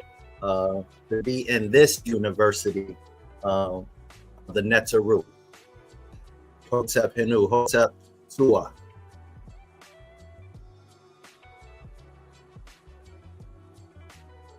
Yes, Hotep Hinu. Yeah, it's a very powerful and beautiful thing. As we continue to read and learn more, and because the more you learn, the more you realize that you don't know, or at least me. I'll speak for me personally. The more information I take in, it really is that renewal process, because it's like you take in, but then you realize you didn't even have an understanding of what you didn't know existed, because you didn't even know that it existed. So when you begin to take in more and expand your consciousness, and you're able to put yourself into the mindset of the ancient ones who created it's extremely deep. And we're having to come out of the matrix and dig into and begin to learn this. And this was for them every single day, all day. And of course, you know, even with building up a nation and learning from mistakes that were made, and improving on situations, because I mean, it was a long-lasting civilization, and there were many times of extreme heights, and there were other times when there were famine, like the image that you showed, and having to be dependent upon the land and the floods to be just right, not too flooded or too dry. So just through all of that, and being able to create a language to tell the story, to again begin to imbue yourself within the Netiru and Aset and Neptet, which their mourning became symbolisms of the rain coming to flood the land, right? So their tears were the representation of the rain that brought forth sustenance on the land. And so the word morning also becomes the word for morning, as far as the morning sun, because it's the rising sun, which is why the word in English morning, both of those are the same word, because the morning of Aset and Neptet is what brought forth the rising of the sun, the morning sun. And so this was all connected within the beauty of the language. And there's nothing like it that exists on the planet. So Hinu to the great Pa'ut, Hinu to the great Tep Aui, the great ancestors, for doing this. And it's just a beautiful thing. Hinu to the great Saba Tehuti for being exactly who he is, and learning how to live this and imbue this, and create his entire life around this, and was courteous enough to come forth and teach it. even after those at particular times took advantage of what he offered, he still, through a time of Amen, his name is Amen Hotep, while being in that state, to now come forward and teach this. And it is up to us to do our part, because it always has to be a renewal process taking place. There always for something to exist, that's what has to happen. And so Hinu, to you, great brothers, and Hinu to you, Nefertatanet, for coming up on the panel and just building on this topic, and for asking that question. And that frequency, that energy must be within the airwaves, because it's made its way here, and it wasn't planned. So yeah, it's a beautiful thing. I hope you all are supporting this class. Those who are appreciate the information, appreciate the readings. There's a lot that's happening behind the scenes. This isn't it. It isn't just like, we have this stream and then for the rest of the week there's nothing. No, this is every day. We everyone that you see here are applying this daily, and there's always room for growth. Just like the great Pa'ut, Sekau, Sesh, Scribe, Ptah Hotep, the Vizier. There is no pinnacle to art, and this is art form, right? Everything that we're doing is a form of art. Which is why later it become the muses and music and the protectors of the art forms, which is actually knowledge, which is lost today. But Tuan Hinu, for everyone who supports this and understands what's taking place, that this is just more than what may be seen on the surface level. There's a lot of internal healing that begins to conjure up, because this is what you're consuming, and this is what it's meant to do. It's meant to clear out that isfet. It's meant to clear that out. Yes, Cash App, PayPal, House of Aten. Support this class. You can join us here on YouTube as well to get exclusive classes and debates and discussions that are not public on YouTube. You can hit join here. You can join the Patreon. You can join the AKHU, and joining the AKHU, they definitely get the most benefit and get private classes. So Tua Hinu, and I will go through and I'll show some of the support. I'll show all of the support that has come in. All of the great myrrh. I appreciate and venerate all of you. It's just wonderful to see and to know Bas that are here and who truly want immortality of Ankh, of life, and understand that to participate and to be able to be a part of that, it takes place with what you do right now, right? Which that's in the teachings of Mary Kara, where he teaches where every hour leads to a lifetime. So that which what you do now is what is cultivating whether you what your lifetime looks like. And we see in the Purim Haru that those who are a part of Isfet, your years are removed. But when Atum told Asar, your years are het and het, your years are millions upon millions, they're infinite, right? And that is what we're here to do, is to imbue ourselves in eternal life, into immortality. And so we have to support, because again, it's a reciprocity. So Tuan Hinu, and I'll begin to share the screen, and we will start with the great brother and sister Anu and Antu sends in $10 for Tua or Sin Atef We appreciate your cool and readings with a Kim Eve.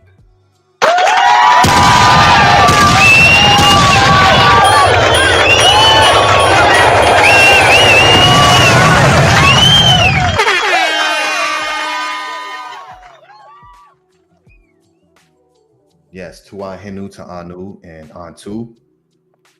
And yes, Anu has a class that is coming up. Should be this coming up Wednesday. So we'll confirm that.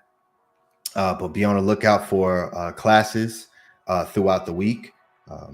This week, next week. Nefertatin, I think I heard you say July. Well, I love when people give dates because I write it down and keep note. So I think I heard you say July. So looks like July will be getting some extra classes, extra presentations, extra expressions and performances from the great AKHU of the House of Aten. So Tua to Anu and Antu. All right, and next we have Minty Hotep, offerer of light, who sends in 222 for Hotep Dua Henu Marie Kes HOA. Hands up, son, hands up.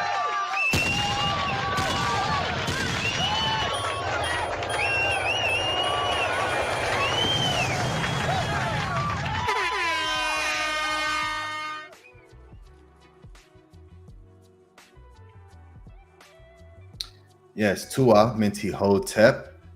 Glad to see you here with us in the class and for supporting wonderful sister. Hotep to you, Henu to you, Dua, Marie, Kes to you. We appreciate you and are happy to see you here with us. Nev Nefer Unk. Everything is beautiful in life. Yeah, we're here and we're the best.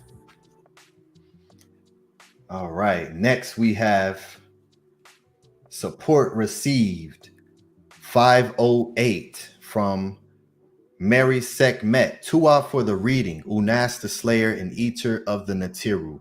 I am Mary Sekmet with gratitude. Tua. You did what?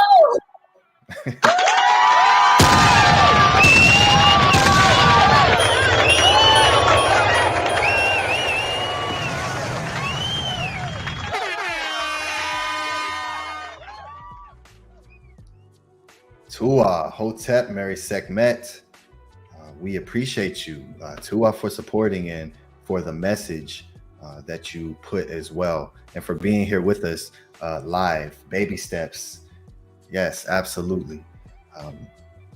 We appreciate you and looking forward to seeing. I want to see if more questions. A question that you may bring forth and see with what you want to take in. So definitely looking forward to that. So Tua Mary Sekmet, and for being a Marie, a supporter. We appreciate you. All right, next we have the great brother Primordial Thought 9, who sends in $10 for Tua, great Atef. Excuse my absence, my Ebe sense. My sense is the Ebe, Henu fist, black heart, Ra sun.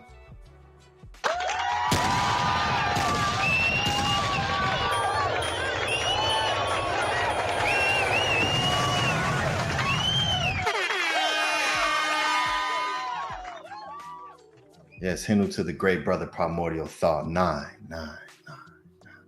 We appreciate you, great brother. Tua, his great brother, supports consistently as well, asks fantastic questions, and is a wonderful asset and addition to the House of Aten. And to our great brother for joining us here on the panel every week the way that you do. So Tua to you. Next, we have Lisa, who sends in $20 for support.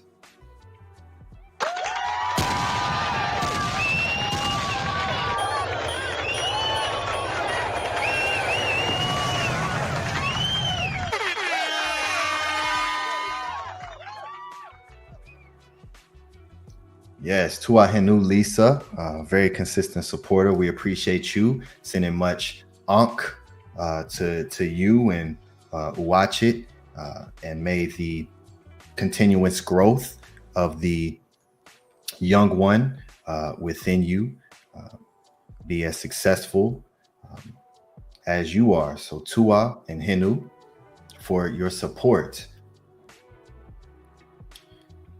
All right, and next we have the great brother Jay Kirkland, who sends in 772 for Nefer Teachings, Tua, Or Sin, Saba Aut, Henu, HOA, Henu Ma'at.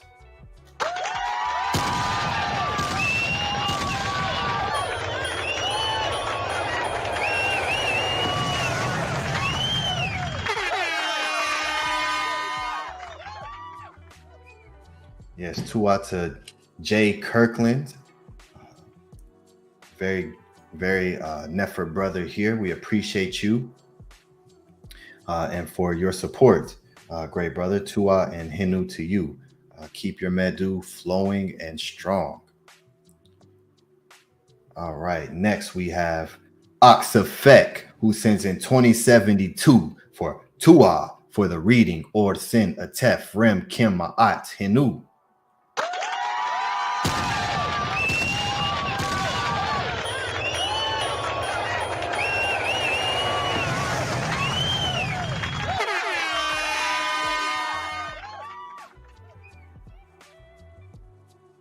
Yes, Henu to this great brother. Definitely one of the most consistent brothers. Everything that we do, he supports and he is a part of. To our great brother for being in the Discord meeting. Yes, may you Kim Kerr. Kim Kerr. And you will do so, great brother. So Tuan Henu to you. And we appreciate you. All right. And I think this is the last support to everyone watching on playback. Follow the leadership of the AKHU that you see here, the Meru that you see supporting. And we will show this final one of the class with Maharu, who sends in $25. House of Aten, synchronicity is real. All of us talking from our thoughts, consciousness of original Ka, that Tehuti teaches that we were before we had a Kat body.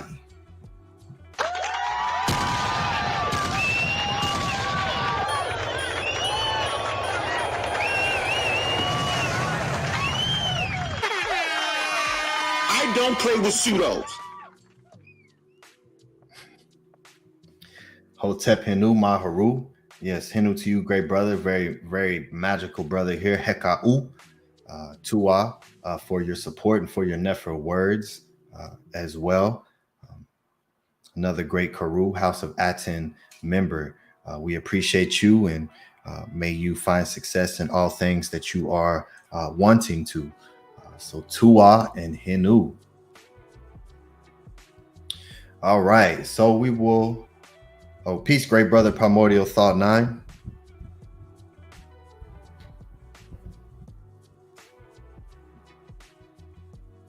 Peace, brother. Can you hear me?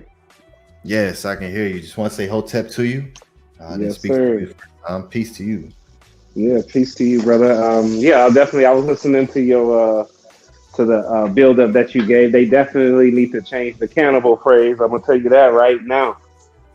They need to just go ahead and retitle that. But you definitely make sense to. You've always made sense to where, like you said, the English language definitely don't do it any justice, and it only tells maybe 10% of the actual Sabaid or the actual teachings that's being said. So, Henu and Tua to you, great brother. I appreciate you, man. Yes, absolutely. We're gonna change it right now. We're gonna change it from cannibal to imbuement, the imbuement hymn, the imbuement Medu. So we'll be the ones to do that because they're not going to do it because they don't understand what they're reading. So Tua to you, great brother Henu. And so, yes, we'll go around, give some closing statements. We'll start with you, Nefertatin, and the Uwachit. See, this is why I love the Medu, because in the Param Haru, you know, it says to be in the Uwachit, which is also the boat. You'll find the Uwachit on there, and you're literally in the Uwachit. So, Henu to you, Hotep. Hotep, really exciting day for me, and this is a great capstone to it, great tepi to it. Just about when we don't know something, coming forward like Atef said, but just getting answers to our questions and really having those divine questions is very Nefer and beautiful. When I first came in and hearing some of the panel discussion, you know, the remark was made about our ancestors in the Paut and how they put everything on the walls, like they carved into the walls. So for me, my challenge and my journey this week is to live my life in such a fashion that everything I do is to be inscribed on a wall. And that, you know, brings greater judgment of what I'm doing worthwhile enough for it to be inscribed in a wall for people to read long after I'm gone. So that's the wajid and the healing that this has given me, and I greatly appreciate the demonstration of really imbuing the MEDU and refining our studies so we can be sharper with our words so that they're mightier than a sword, and we can come forward forevermore. Dua. Ooh, wow. Great brother Palmortal Thought 9, we'll go to you next. Peace, peace. Once again, to you, great Atef. Appreciate the reading, great brother. Henu and Hotep to everybody on the panel. Also in the chat, appreciate to all the supporters. Everybody that's watching in the future, may you continue to support and join the movement, because it's nothing but Marie here. So Henu to everybody, enjoy your night. May Ra grant you and your family's health and prosperity. May your monuments be established on the foundations of Ma'at, and may you all rise and come forth as conscious light, like the divine Ra, who rise and shine forevermore in Ma'at. Hotel.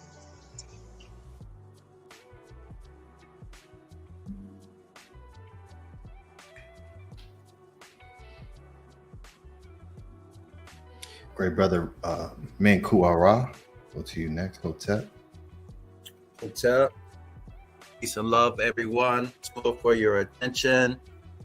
Supreme adoration to you, Atef, for your dedication, for your diligence, for your consistency, and just making time for Ma'at with your extremely busy schedule. Sending your family peace, protection, and prosperity as you find balance. It was very needed, much appreciated. Definitely something I want to learn more about. So Henu and Hotep for your magnificent energy, and Henu Hotep for Ani Ptah to add on to the build. So definitely very powerful. So I will close with adoration to Tehuti. Come to me, Tehuti, O noble ibis. Come to me and give me counsel. Make me skillful in your calling. He who masters it is found fit to hold office. Fate and fortune are to be found with you. Henu Hotep.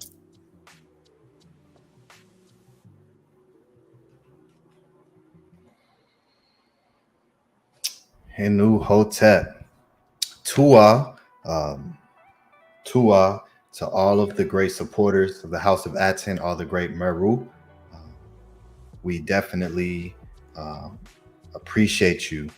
You are the foundation and support system that allows us to exist. So Tua for that. Tua to all of the Kuru, who are the voice of the House of Aten. We appreciate you for all that you are doing and for taking initiative and coming up and surpassing limits and overcoming fears. It's a very beautiful thing that's taking place here. So Tua and Henu to all of you. Tua for your attention. Without this, it can never exist. So Tua for giving us your attention as we feed you this light, and as you consume it, may you utilize it to then recycle within your Ankh, within your own life, and may you then give it to someone else. So Tua and Henu, and I will close with this line from the Per Imheru. I have come advancing to see the great Natiru. I live upon the offerings which eat their doubles. I have been to the borders of the Ram, Lord of Techetu. He granted that I might come forth as a Bennu bird. I might speak. I have been in the water of the Atiru. I have made offerings with incense. Sekim Arit Murdert Ka'a Semu Hatu Natiru Pert Int Hetet. I obtain the power to do what pleases my Ka. May the hearts of the Natiru lead me. I come forth in offering. And yes, the AKHU really works.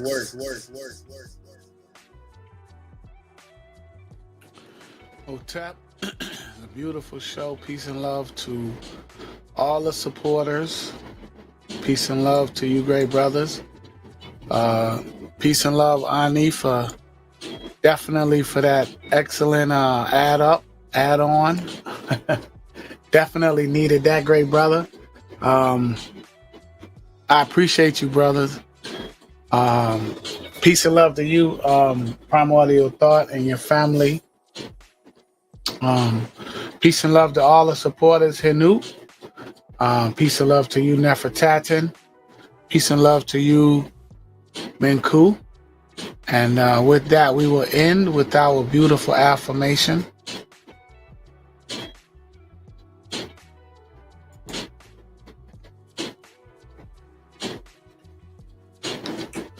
From today's reading, behold, their soul is in Unas.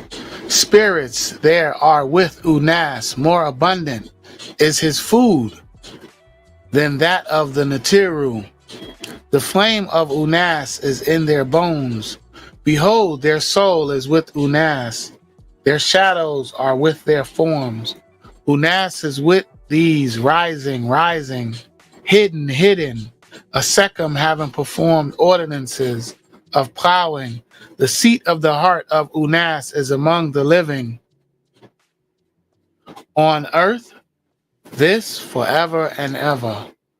Unki and Ma'at, Un-N-S, Nintet or Set and Ma'at, Men Hepapet and Ma'at, Her in Huqui, Per Ikut.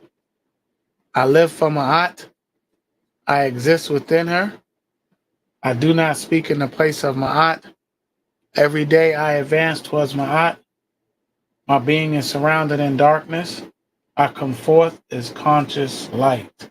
Come join us, House of Aten, Ancient Tehuti and Teachings of the Tiru. Back to the source, we the original Axemen.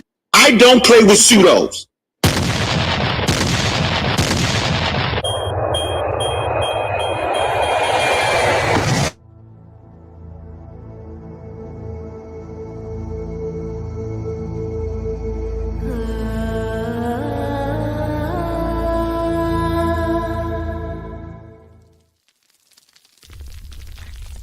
Yo, let's go.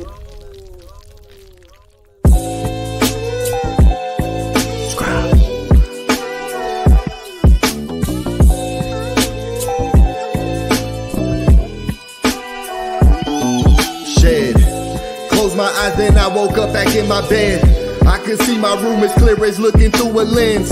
See, I thought I was awake, so then I tried to move. But my body shocked me like I was plugged in a socket. I started panicking and scrambling within my mental. I thought I died and now my body I'm forever locked in. I was screaming, help me, someone help me please. But there wasn't any sound making it through my teeth. I could see movement in motion, shadows gather around me. How could I close my eyes already closed. Eating alkaline at this time, fasting reads so shocking. I was stuck in a paralysis, it had me froze. It's time to shed. It's time to shed. I heard a voice in the back of my head. Rebirth, it's time to shed. It's time to shed. It's time to shed. I heard a voice in the back of my head. Rebirth, it's time to shed. I finally started waking up and coming back. I was in the opposite of states effect. That's relaxed, I grabbed my phone and started to do research. Knowledge of what happened, I was in a lack. Insidious, the movie came direct to mind. Every time I've seen this, it was connected to what's not divine. Demons crawling forcefully, holding the body down. Ain't no point in trying to scream, you will not make a sound. Deep within, I knew I made that a reality. The all is mine, I saw it, and so shall it be. I start replacing fear with knowing universe is mental. Talking to my subconscious to wake me up in dreams. Then one day my spirit guides came in so essential. Daylight's astral playing loud in my dream helped to set me free. I'm back in paralysis laying on my couch. But this time I was calm, ready to exit out. It's time to shed. It's time to shed. I heard a voice in the back of my head. Rebirth, it's time to shed. It's time to shed. It's time to shed. I heard a voice in the back of my head. Rebirth, it's time to shed. From what I read, I need to move my arms in front of me. See a rope and pull it, separate and then release. Now I'm out, I see my house is gleaming, I accept it. Looking in the mirror, staring at my car's reflection. I was so ecstatic, flying in every direction. This was months of subconscious reprogramming and redirection. Place my thoughts in my body, wake up, that's what I did. I was reborn from that day so I could start to live. It's time to shed. It's time to shed. I heard a voice in the back of my head. Rebirth, it's time to shed.